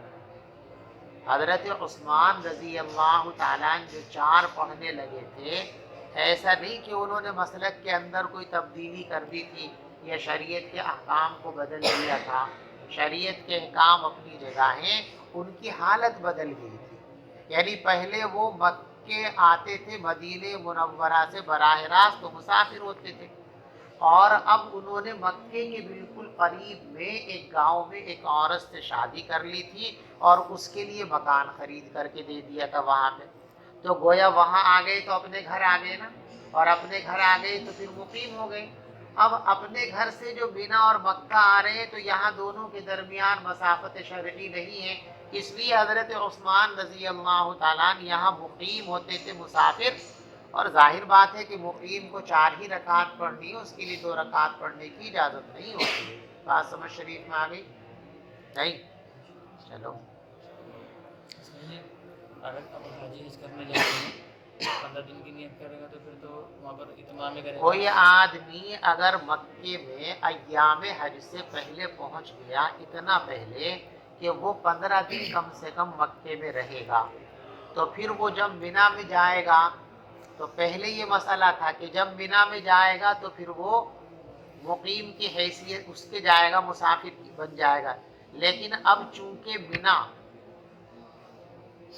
مکے کی بلدیہ کے اندر آ گیا، مینا باہر ہے، حاجی اپنے کمروں سے ہوٹل سے مینا میں جا کر کے بھی مسافر نہیں بنتا ہے، تو اس کی جو حیثیت مکے میں ہے مسافر کی یا مقیم کی، اسی حیثیت کا اعتبار کیا جائے گا مینا کے اندر. اگر وہ مکے میں مقیم بن گیا تو مینا میں بھی مقیم رہے گا، کیونکہ اب مینا مکے کی بلدیہ کا حصہ ہے، پہلے علیحدہ ایک جگہ تھی، لیکن اب آبادی اتنی بڑھ گئی ہے مکہ مکرمہ کی کہ مینا جو ہے بالکل وہ مکے کی آبادی میں آ چکا. عزیزیہ جو مکے کی ایک کالونی ہے جہاں بڑی تعداد میں حاجیوں کو ٹھہرایا جاتا ہے، یہ عزیزیہ کالونی بالکل مینا کی برابر میں، ادھر یہ مینا ہے، ادھر یہ عزیزیہ کالونی ہے. ادھر قدم رکھو مینا میں آ گئے، ادھر قدم رکھو عزیزیہ محلے میں پہنچ گئے. تو اب گویا مینا ایک محلہ بن گیا ہے. تو اب حاجیوں کو وہاں پہنچنے کے بعد یہ دیکھنا ہے، ایام حج شروع ہونے سے ایک ہی دن پہلے آدمی مکے کے اندر پہنچا تو 15 دن کہاں ٹھہرے گا وہ یہاں پہ، لہٰذا مینا میں گیا تو کیا ہے، مقیم ہی ہے. تو اب یہ دیکھا جائے گا کہ مینا میں اگر مکے میں اگر مقیم ہے تو مینا میں بھی مقیم شمار کیا جائے گا، مکے کے اندر مسافر ہے تو مینا میں بھی مسافر شمار کیا جائے گا. چلو. باب اقام النبی صلی اللہ علیہ وسلم فی حجۃ الوداع کے موقع پر حضور پاک صلی اللہ علیہ وسلم کتنے روز مکے میں مقیم رہے تھے. چلو. وبه قال حدثنا موسى بن اسماعيل قال حدثنا وهيب قال حدثنا ايوب عن ابي العالية البرائي عن ابن عباس قال قدم النبي صلى الله عليه وسلم اصحابه لصبح رابعة يلبون بالحج فامروا ان يجعلوها عبداللہ ابن عباس فرماتے ہیں کہ نبی پاک صلی اللہ علیہ وسلم اور آپ کے صحابہ ذی الحجہ کی چوتھی صبح کو 4 ذی الحجہ کو مکے میں آئے تھے، حج کا احرام اور تلبیہ پڑھتے ہوئے آئے تھے. پھر حضور نے ان کو حکم دیا کہ اس حج کو عمرہ بنا دو، مگر جس کے پاس ہدی ہے وہ عمرے کو حج میں تبدیل نہیں کرے گا، اس کو عمرہ ہی کرنا ہے. چلیے. باب فی کم یقصر الصلاة وسمى النبی صلی اللہ علیہ وسلم السفر کتنی مسافت پر قصر کرے گا، یہ مسئلہ میں آپ کو شروع میں سمجھا دیا. پڑھ دو عبارت جلدی سے. یوما ولیلۃ وکان ابن عمر ابن عباس یقصر ان یفطر فی اربعۃ برد و16 فرس. عبداللہ ابن عمر اور عبداللہ ابن عباس رضی اللہ تعالی عنہما قصر کیا کرتے تھے اور روزہ ترک کیا کرتے تھے 4 برید کے سفر میں، اور 4 برید کے 16 فرسخ ہوتے ہیں. ائمہ نے اسی کو قبول کیا ہے. چلیے. وبه قال حدثنا اسحاق قال قلت لابي اسامه حدثنا عبيد الله عن نافع عن ابن عمر ان النبي صلى الله عليه وسلم قال لا تسافر المرأة 3 ايام الا مع ذي محرم. پیغمبر علیہ السلام نے فرمایا کہ عورت 3 دن کا سفر نہیں کرے گی مگر محرم کے ساتھ، اس سے کم ہے تو کر سکتی ہے. اس سے استدلال ان کا یہ ہے کہ اگر 3 دن کے سفر کو حضرت نے سفر مانا، لہٰذا اگر 3 دن کی مسافت کے بغیر سفر ہے تو وہ سفر کہلائے گا، قصر کریں گے. اس سے کم ہے تو پھر قصر نہیں کریں گے. چلیے. وبه قال حدثنا مسلم قال حدثنا يحيى عن عبيد الله قال اخبرنا نافع عن ابن عمر عن النبي صلى الله عليه وسلم قال لا تسافر المرأة 3 الا معها ذو محرم. تابع احمد عن ابن المبارك عن عبيد الله نافع عن ابن عمر عن النبي صلى الله عليه وسلم. وبه قال حدثنا آدم قال حدثنا ابن ابي ذئب قال حدثنا سعيد المخبري عن ابي هريره قال قال النبي صلى الله عليه وسلم لا يحل لامرأة تؤمن بالله واليوم الاخر ان تسافر مسیرت یوم ولیلۃ لیس معہا حرمۃ. پیغمبر علیہ السلام نے ارشاد فرمایا کسی ایسی عورت کے لیے جو اللہ اور آخرت پر ایمان رکھتی ہو، یہ بات حلال نہیں ہے کہ وہ 1 دن اور 1 رات کا سفر بھی کرے، مگر یہ کہ اس کے ساتھ اس کا محرم ہونا چاہیے. بغیر محرم کے اس کو نہیں جانا چاہیے، محرم کے ساتھ جانا چاہیے. تابع يحيى بن ابي كثير وسهيل ومالك المخبري عن ابي هريره. باب يقصر اذا خرج من موضعه وخرج علي بن ابي طالب فقصر وهو قصر کا اثر کہاں سے شروع ہوگا؟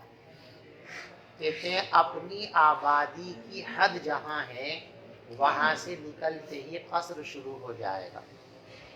ٹھیک ہے. آپ میرٹھ سے جا رہے ہیں دہلی کے لیے، دہلی تو مسافت سفر کے اندر ہے لمبا، اس سے آگے کا آپ کا سفر ہے، آگرے جا رہے ہیں، اندور جا رہے ہیں، بمبئی جا رہے ہیں، کہیں بھی جا رہے ہیں، تو परतापुर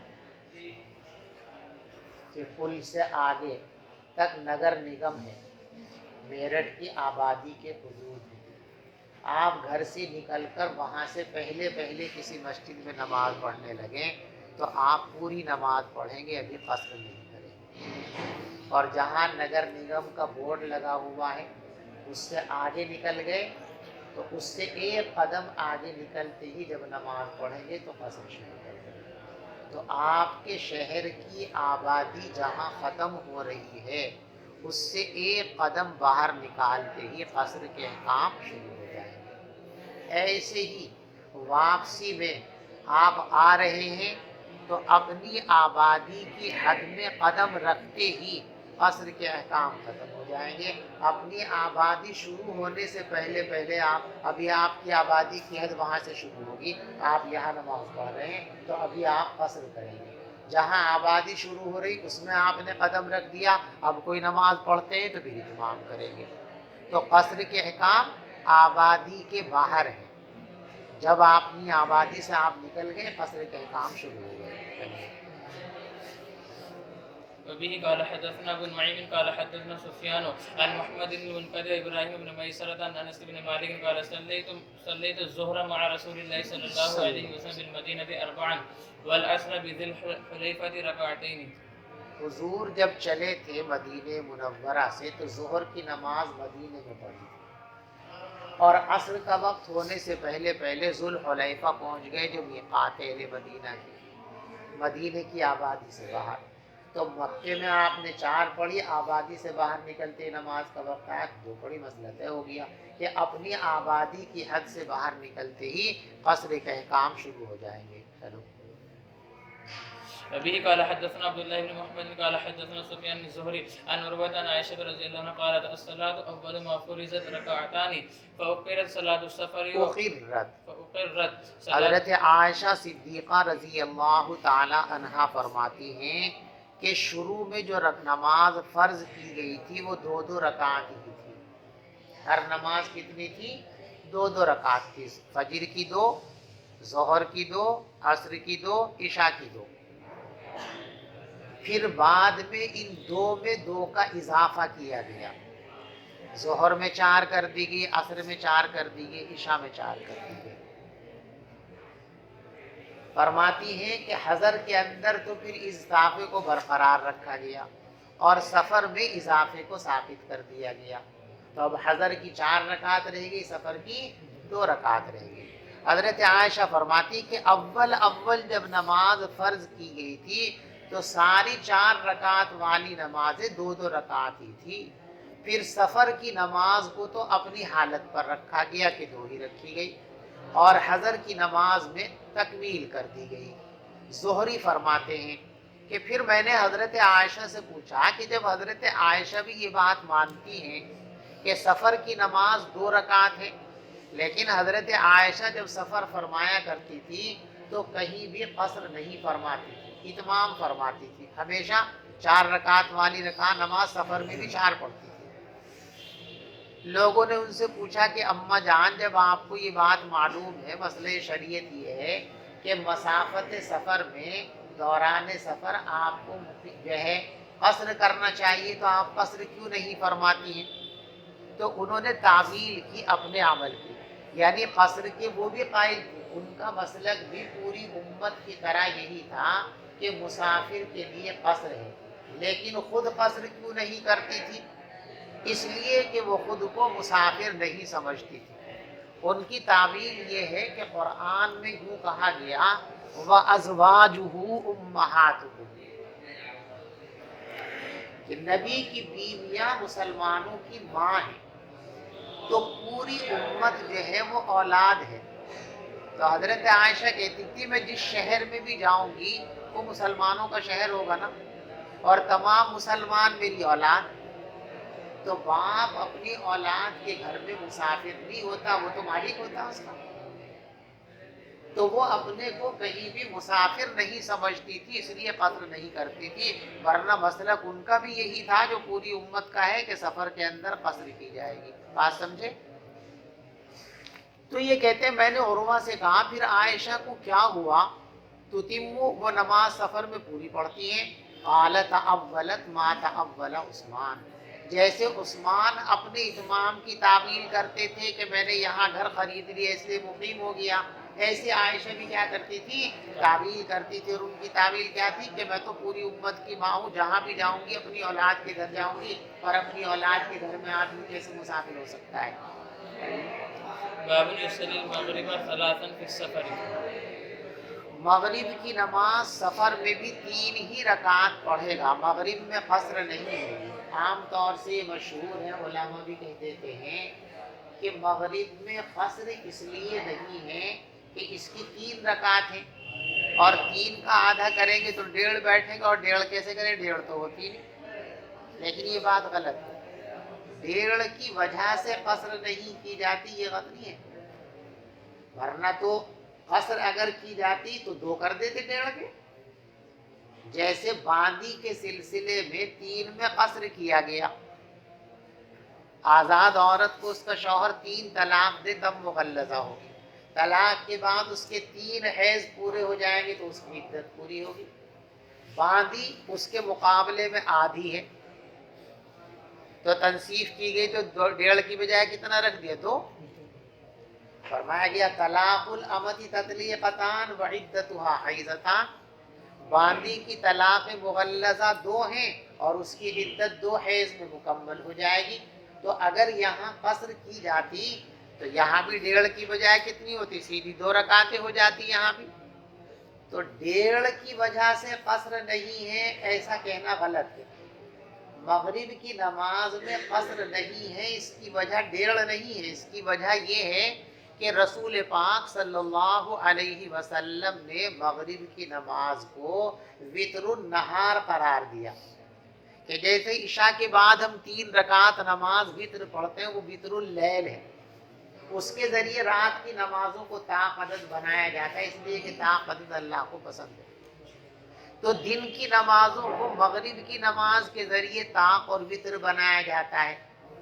तो इसकी जो वितरियत की शान है, अगर हम इसको 2 कर देते क़स्र के नतीजे में तो वितरियत की शान ख़त्म हो जाती।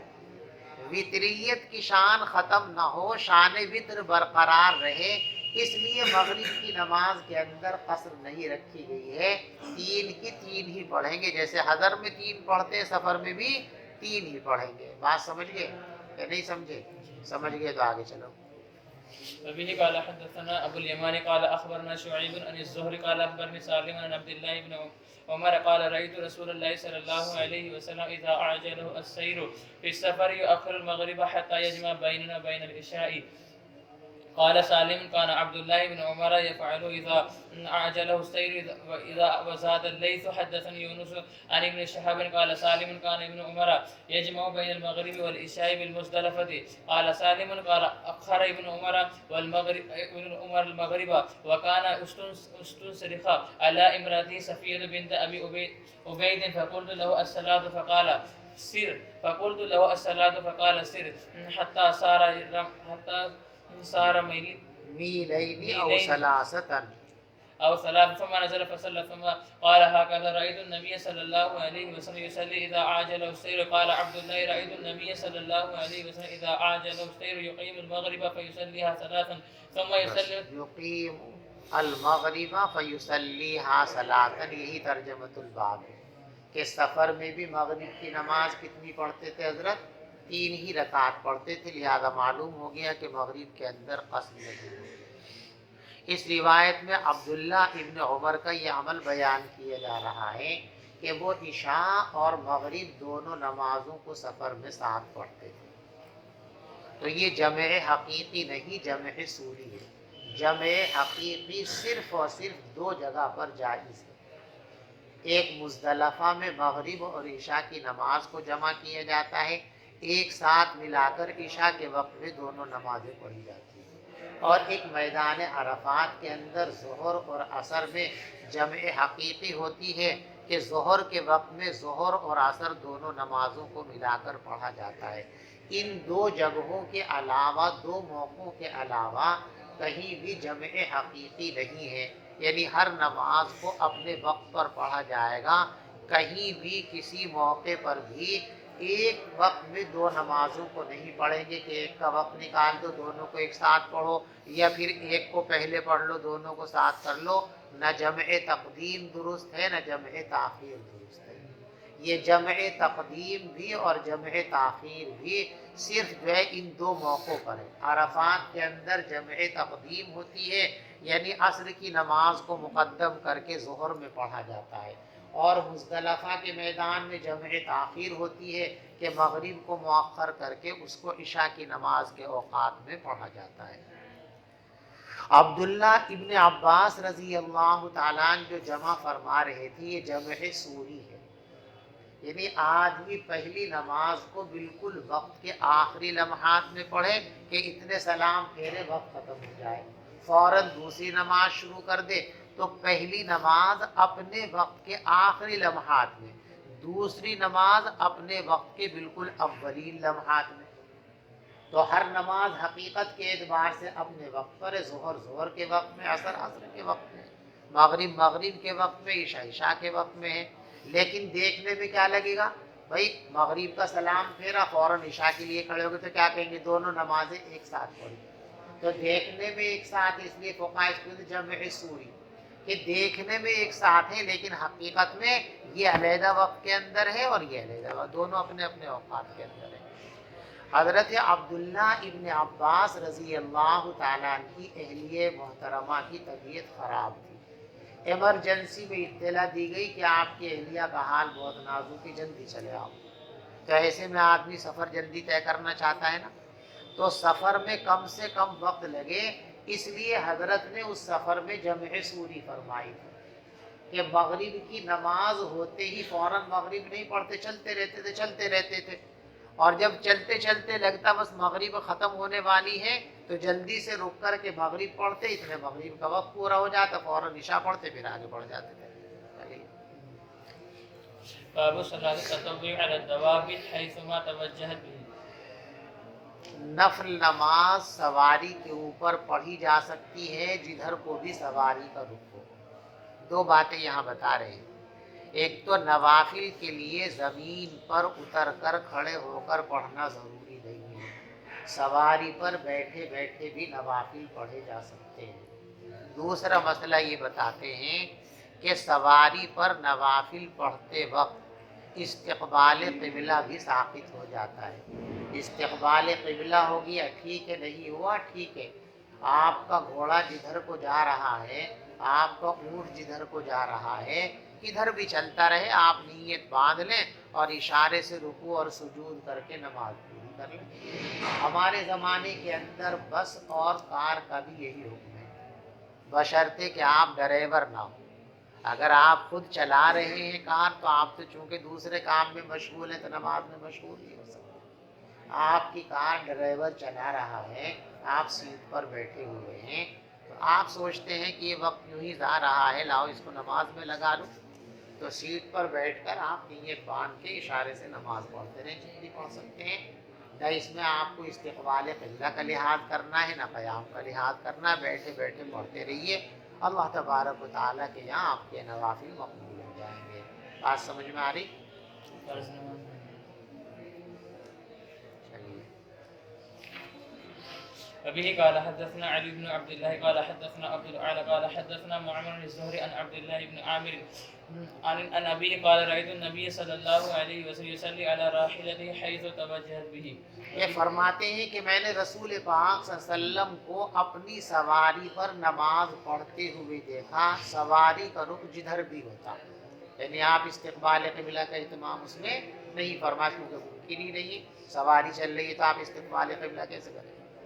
چلیے۔ وبه قال حدثنا ابن نعيم قال حدثنا شيبان عن يحيى عن محمد بن عبد الرحمن ان جابر بن عبد الله اخبره ان النبي صلى الله عليه وسلم كان يصلي تطوعا وهو راكب في غير القبلة۔ حضور نفل پڑھ لیتے تھے سواری کی حالت میں استقبال قبلہ کا لحاظ کیے بغیر۔ چلو وبه قال حدثنا عبد الأعلى بن حماد قال حدثنا وهيب قال حدثنا موسى بن عقبة عن نافع قال كان ابن عمر يصلي على راحلته يؤدر عليها ويخبر أن النبي صلى الله عليه وسلم كان يفعله. پیچھے گزر گئی روایت. باب الإيماء على الدابة. سواری پر جب آپ نماز پڑھیں گے تو رکوع اور سجود کا صرف اشارہ کریں گے. چلو. وبه قال حدثنا موسى بن اسماعيل قال حدثنا عبد العزيز بن مسلم قال حدثنا عبد الله بن دينار قال كان عبد الله بن عمر يصلي في السفر على راحلته اينما توجهت به يومي. وذكر عبد الله ان النبي عبداللہ ابن عمر سفر میں اپنی سواری پر ہی نماز پڑھتے رہتے تھے، سواری کا رخ چاہے جدھر ہو، اور رکوع اور سجدہ اشارے سے فرماتے تھے. اور عبداللہ یوں بھی کہا کرتے تھے کہ حضور بھی ایسے ہی کرتے تھے، جیسے میں سواری پر نفل پڑھتا ہوں حضور بھی ایسے پڑھتے تھے. باب ينزل للمكتوبة. یہ رخصت کے سواری پر بیٹھے بیٹھے اشارے سے نماز پڑھ لو صرف نوافل کے لیے ہے، فرائض اور واجبات اس سے مستثنا ہے، ان کے لیے زمین پر اتر کر باقاعدہ قیام کر کے نماز پڑھنی ہے. حضور پاک صلی اللہ علیہ وسلم فرض نماز پڑھنے کے لیے سواری سے اترتے تھے. وبه قال حدثنا يحيى بن بكير قال حدثنا ليس بن قيل عن ابن شهاب عن عبد الله بن عامر بن ربيعة أن عامر بن ربيعة أخبره قال رأيت رسول الله صلى الله عليه وسلم وهو على الراحلة يسبح يومي برأسه قبل أي وجه. قبل أي وجه توجہ. یہ فرماتے ہیں عامر ابن ربیعہ کہ میں نے رسول پاک صلی اللہ علیہ وسلم کو دیکھا، آپ اپنی سواری پر نفل پڑھ رہے تھے. وَيُؤْمِي بِرَاسِهِ، اور رکوع اور سجدے کے لیے اپنے سر مبارک سے اشارہ فرما رہے تھے. قبل ای وجہ، جس طرف بھی جا رہے ہو، استقبال قبلہ کا لحاظ نہیں فرما رہے تھے. وَلَمْ يَكُنْ، اور پیغمبر علیہ السلام ایسا نماز فرض میں نہیں کرتے تھے. سواری پر بیٹھ کے فرض نماز بھی پڑھتے تھے، وہ اتر کے پڑھتے تھے. اور لیث فرماتے ہیں کہ ہم سے بیان کیا یونس نے ابن شہاب کے حوالے سے. ابن شہاب کہتے ہیں کہ حضرت سالم فرماتے ہیں کہ عبداللہ ابن عمر رضی اللہ تعالیٰ یصلی علی دابتہ من اللیل وہو مسافر. عبداللہ رات میں اپنی سواری پر بیٹھے بیٹھے سفر کی حالت میں نماز پڑھتے رہتے تھے. ما یبالی حیث کان یوجہ، اس کا خیال ہی نہیں فرماتے تھے، اس کی پرواہ نہیں فرماتے تھے کہ سواری کا رخ کدھر ہے. اور یہ بھی فرماتے ہیں کہ ابن عمر کے پیغمبر علیہ السلام بھی سواری پر اسی طرح نفل پڑھتے تھے جدھر کو بھی آپ کا رخ ہوتا تھا. وَيُوتِرُ عَلَيْهَا، اور وطر بھی اسی پر پڑھ لیا کرتے تھے. غیر انہ لا یصلی علیہ المکتوبہ، مگر یہ کہ حضرت فرض نماز سواری پر بیٹھ کر نہیں پڑھتے تھے. وبه قال حدثنا معاذ بن فضالة قال حدثنا هشام بن يحيى محمد بن عبد الرحمن بن ثوبان قال حدثنا جابر بن عبد الله أن النبي صلى الله عليه وسلم كان يصلي على راحلته نحو المشرق فإذا أراد أن يصلي المكتوبة نزل فاستقبل قبلته. عبداللہ فرماتے ہیں کہ پیغمبر علیہ السلام سواری پر نفل نماز پڑھتے رہتے تھے مشرق کی طرف کو رخ کر کے، اور جب آپ کا ارادہ ہوتا فرض نماز پڑھنے کا تو نیچے اترتے استقبال قبلہ فرماتے. چلیے باب صلاۃ التطوع علی الحمار. دیکھو یہ باب ایک غلط فہمی کو دور کرنے کے لیے لائے. گھوڑا ایک ایسا جانور ہے کہ اس کا پسینہ مشکوک ہے. طہارت، نہ اس کی طہارت کا حتمی فیصلہ کیا گیا اور نہ اس کی نجاست کا حتمی فیصلہ کیا گیا. تو کسی کو یہ شبہ ہو سکتا تھا کہ گدھا تو ایک چونکہ مشکوک جانور ہے طہارت کے اعتبار سے، لہذا اس کی پشت پر بیٹھ کر نماز پڑھیں گے تو اس کا پسینہ بھی نمازی کو لگ سکتا ہے، تو اس پر شاید نماز نہ ہو. تو اس غلط فہمی کو دور کرنے کے لیے باب لائے کہ اس معاملے میں گدھا، گھوڑا، اونٹ سب برابر ہیں. کوئی سی بھی سواری ہو، گھوڑے پر سوار ہو تب بھی آپ بیٹھ کر نفل پڑھ سکتے ہو، اونٹ پر سوار ہو تب بھی بیٹھ کر کے پڑھ سکتے ہو، اور اسی طریقے سے گدھے پر سوار ہو تب بھی بیٹھ کر کے نماز پر نفل پڑھ سکتے ہو. گدھے کے اوپر بیٹھ کر نفل پڑھنے کا بیان. چلو وبه قال حدثنا أحمد بن سعيد قال حدثنا حبان قال حدثنا حمام قال أخبرنا أنس بن سيرين قال استقبلنا أنس بن مالك حين قدم من الشام فلقيناه بين القمر بعين التمر. بعين التمر فرأيته يصلي على حمار مبجهر. دیکھو مروان خلیفہ ہے، حضرت انس بصرہ کے اندر رہتے ہیں، اور بصرہ کا گورنر حجاج ابن یوسف ہے۔ حجاج ابن یوسف نے حضرت انس کے ساتھ کوئی گستاخی کا معاملہ کر دیا، تو حضرت انس تشریف لے گئے شام اور مروان سے جا کے اس کی شکایت کی۔ تو مروان نے ایک خط لکھا حجاج کو کہ آپ پورے بصرہ کے گورنر ہیں لیکن انس کے گورنر نہیں ہیں، انس آپ کی گورنری میں نہیں، آپ کی حکومت سے باہر ہیں، لہذا یہ کچھ بھی کریں کیسے بھی کریں ان کے خلاف آپ کچھ بھی نہیں کر سکتے۔ تو جب یہ وہاں سے واپس آ رہے تھے شام سے، یہ پروانہ لے کر کے شاگردوں کو پتہ چل گیا کہ ہمارے استاد آ رہے ہیں، تو سارے شاگرد شہر کے باہر جو ہے استقبال کے لیے آ گئے۔ عین التمر ایک جگہ ہے شہر کے باہر، وہاں استقبال کیا انہوں نے۔ تو جب یہ پہنچے تو انہوں نے دیکھا کہ حضرت انس سامنے سے آ رہے ہیں گدھے پر بیٹھے ہوئے، اور نفل نماز کی نیت باندھ رکھی، نماز پڑھتے ہوئے آ رہے ہیں، لہذا معلوم ہو گیا کہ گدھے پہ بیٹھ کر بھی نوافل پڑھے جا سکتے ہیں۔ ابن سیرین رحمۃ اللہ علیہ فرماتے ہیں کہ ہم نے استقبال کیا انس ابن مالک کا جب وہ ملک شام سے آ رہے تھے، تو ہماری ان سے ملاقات ہوئی عین التمر پر۔ تو میں نے دیکھا کہ وہ اپنے گدھے پر نماز پڑھ رہے تھے اور ان کا چہرہ دوسری طرف تھا، یعنی قبلے سے بائیں سمت میں تھا۔ فقلت رأیتک تصلی، تو میں نے حضرت سے پوچھا کہ آپ غیر قبلہ کی طرف نماز پڑھ رہے ہیں، نماز کے لیے تو قبلہ شرط ہے، آپ بغیر قبلے کے نماز پڑھ رہے ہیں۔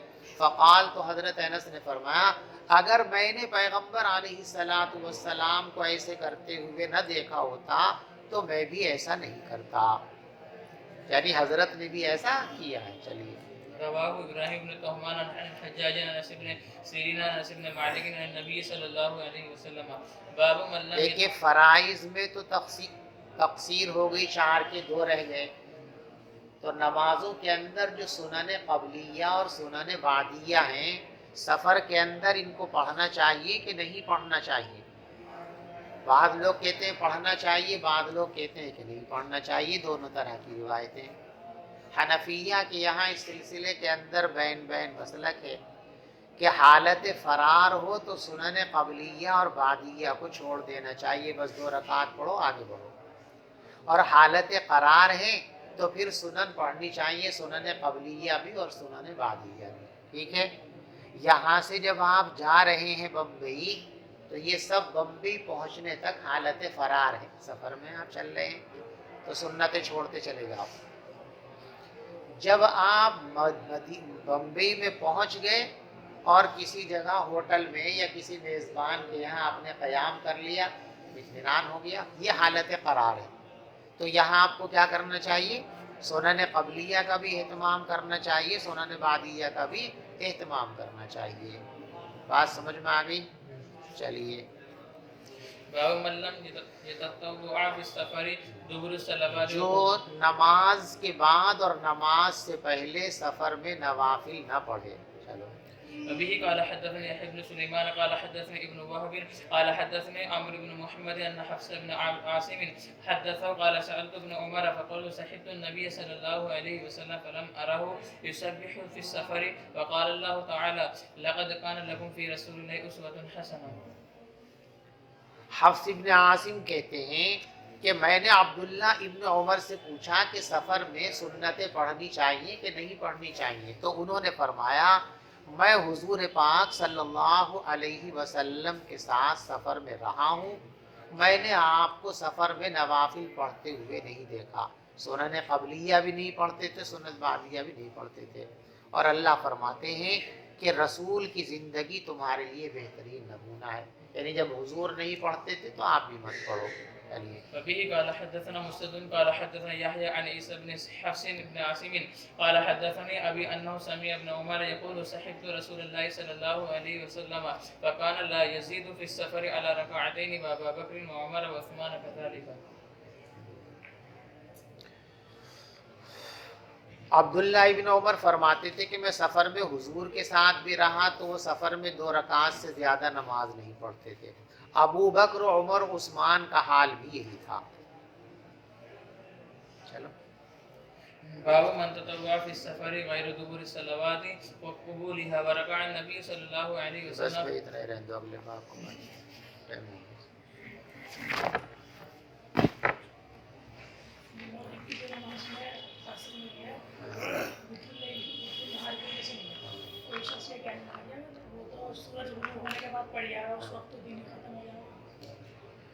دن ختم ہو جاتا ہے لیکن دن کے کچھ اثرات باقی رہ جاتے ہیں. من وجہین ختم ہو گیا، من وجہین باقی ہے. جیسے کسی آدمی نے طلاق دے دی اپنی بیوی کو، نکاح ہے، ایک شخص نے بیوی کو طلاق دے دی، نکاح ہے، ٹوٹ گیا نا، ختم ہو گیا نا، لیکن پھر بھی نکاح کے کچھ اثرات باقی رہے کہ نہیں رہے؟ عدت گزار رہی ہے، اس عدت کے دوران شوہر نفقہ دے گا تو نفقہ یہ نکاح کا اثر ہے تو باقی ہے کہ نہیں ہے؟ تو کسی چیز کے ختم ہو جانے کے بعد بھی اس کے کچھ اثرات میں وجہین باقی رہتے ہیں. تو غروب آفتاب ہونے کے بعد بھی عرفاً شفق کے غروب ہونے تک دن میں وجہین باقی رہتا ہے. عرف کے اندر بھی اس کو رات نہیں کہتے، شام کہتے ہیں. جیسے جی سلام پھیرنا واجب ہے جی، اب کوئی نماز سے سلام پھیرے بغیر نکل کے باہر، تو اب مسئلہ یہ ہے کہ اگر وقت ہو تو لوٹا لے، اگر وقت نہیں ہے تو اسے گناہ ملے گا یا نہیں؟ گناہ تو ہوا ہے، اس کے لیے توبہ کا انتظام ہے. ایسے جی اگر دوسرا واجب چھوٹ گیا، دوسرا واجب ہے سلام کے علاوہ، اس کا بھی حکم یہی ہے. نواسی یا 80 کیا اس میں ہم طے کریں سفر کے؟ نواسی کو مان لو. تو پھر واپس سے رکعت پڑھنی ہے، باقی مغرب کی 3 پڑھنی ہے. وہ نواسی گھر سے مانے گی اپنے شہر میں سے گھر سے تو نپتا ہی نہیں، بستی جہاں ختم ہوگی وہاں سے نپے گا. فرض نماز سواری سے اتر کر پڑھتے ہیں، لیکن اگر سواری رکی ہوئی ہو تو پڑھ سکتے ہیں. دیکھو سواری سے برا، سواری 2 طرح کی ہوتی ہے. ایک وہ سواری جس پر قیام ممکن ہے، ایک وہ سواری جس پر قیام ممکن نہیں ہے. یہ جو کہا گیا ہے کہ سواری پر بیٹھ کر اشارے سے نماز پڑھ لو، یہ وہ سواریاں ہیں جن پر قیام ممکن نہیں. ٹرین میں قیام ممکن ہے، لہذا وہاں ٹرین میں بیٹھے بیٹھے نماز پڑھ لیں گے، زمین کو اترنے کی ضرورت نہیں. لیکن گھوڑے پر قیام نہیں کر سکتے، گدھے پر قیام نہیں کر سکتے، رکا ہوا ہو تب بھی اور چل رہا ہو تب بھی، اس لیے اس پر فرض نہیں پڑ سکتے. ہوائی جہاز میں قیام کر سکتے ہیں، کھڑے ہو سکتے ہیں، ٹرین میں کھڑے ہو سکتے ہیں، کوئی دقت کی بات نہیں. لہذا وہاں آپ جو ہے اترنے کا انتظار نہیں کریں گے فرض کا. فرض نماز ٹرین کے اندر آپ پڑھ لیجئے، لیکن کھڑے ہو کر پڑھیں گے، بیٹھ کر نہیں پڑھیں گے. ہوائی جہاز کے اندر آپ جو ہے اترنے کا انتظار نہ کریں، اسی فضا میں نماز پڑھ لیں، لیکن کھڑے ہو کر پڑھیں گے، بیٹھ کر نہیں پڑھیں گے، کیونکہ وہاں کھڑا ہونا ممکن ہے. سنتوں میں نہیں ہوتا کنسیشن بھائی، کنسیشن کسی کسی چیز میں ہوتا ہے، لوازمات میں کنسیشن نہیں ہوتا، اصل میں کنسیشن ہوتا ہے. سمجھ گئے؟ فرضوں میں ہے. تم نفلوں میں بھی کرنا چاہ رہے ہیں؟ نفلوں میں کنسیشن نہیں ہے. نہیں پڑھنی تو پوری نہیں پڑھنی، پڑھنی ہے تو پھر پوری پڑھنی ہے. ایک مسافر شہر کے حدود میں داخل ہو گیا تو وہ مقیم ہو گیا، لیکن ابھی وہ داخل تو ہوا لیکن اسے کچھ کام آ گیا کہ کچھ چیز بھول جائے، وہ واپسی چلے گیا. تو ابھی باہر جانے کے بعد جو واپسی کہاں تک کے لیے گیا؟ تھوڑی شہر میں داخل ہوا، پتہ چلا کہ مراد نگر جو رکا تھا وہ میرا تھیلا رہ گیا. اب مراد نگر تک جا رہا تو مسافر نہیں ہے، کیونکہ اپنے شہر میں داخل ہوتے ہی مسافرت ختم. اب یہ نیا سفر شروع ہوا اور اس میں پوری مسافت نہیں ہے، تو اگر لوٹا ہے اتنی دور کے لیے جو مسافت شرعی ہے تو پھر مسافر ہو گیا، اور اگر جا رہا اتنی دور واپس تھوڑی دور کہ مسافت سفر نہیں ہوگی تو مسافر نہیں ہوگا، مقیم ہوگا، نماز پڑھے گا تو پوری پڑھے گا۔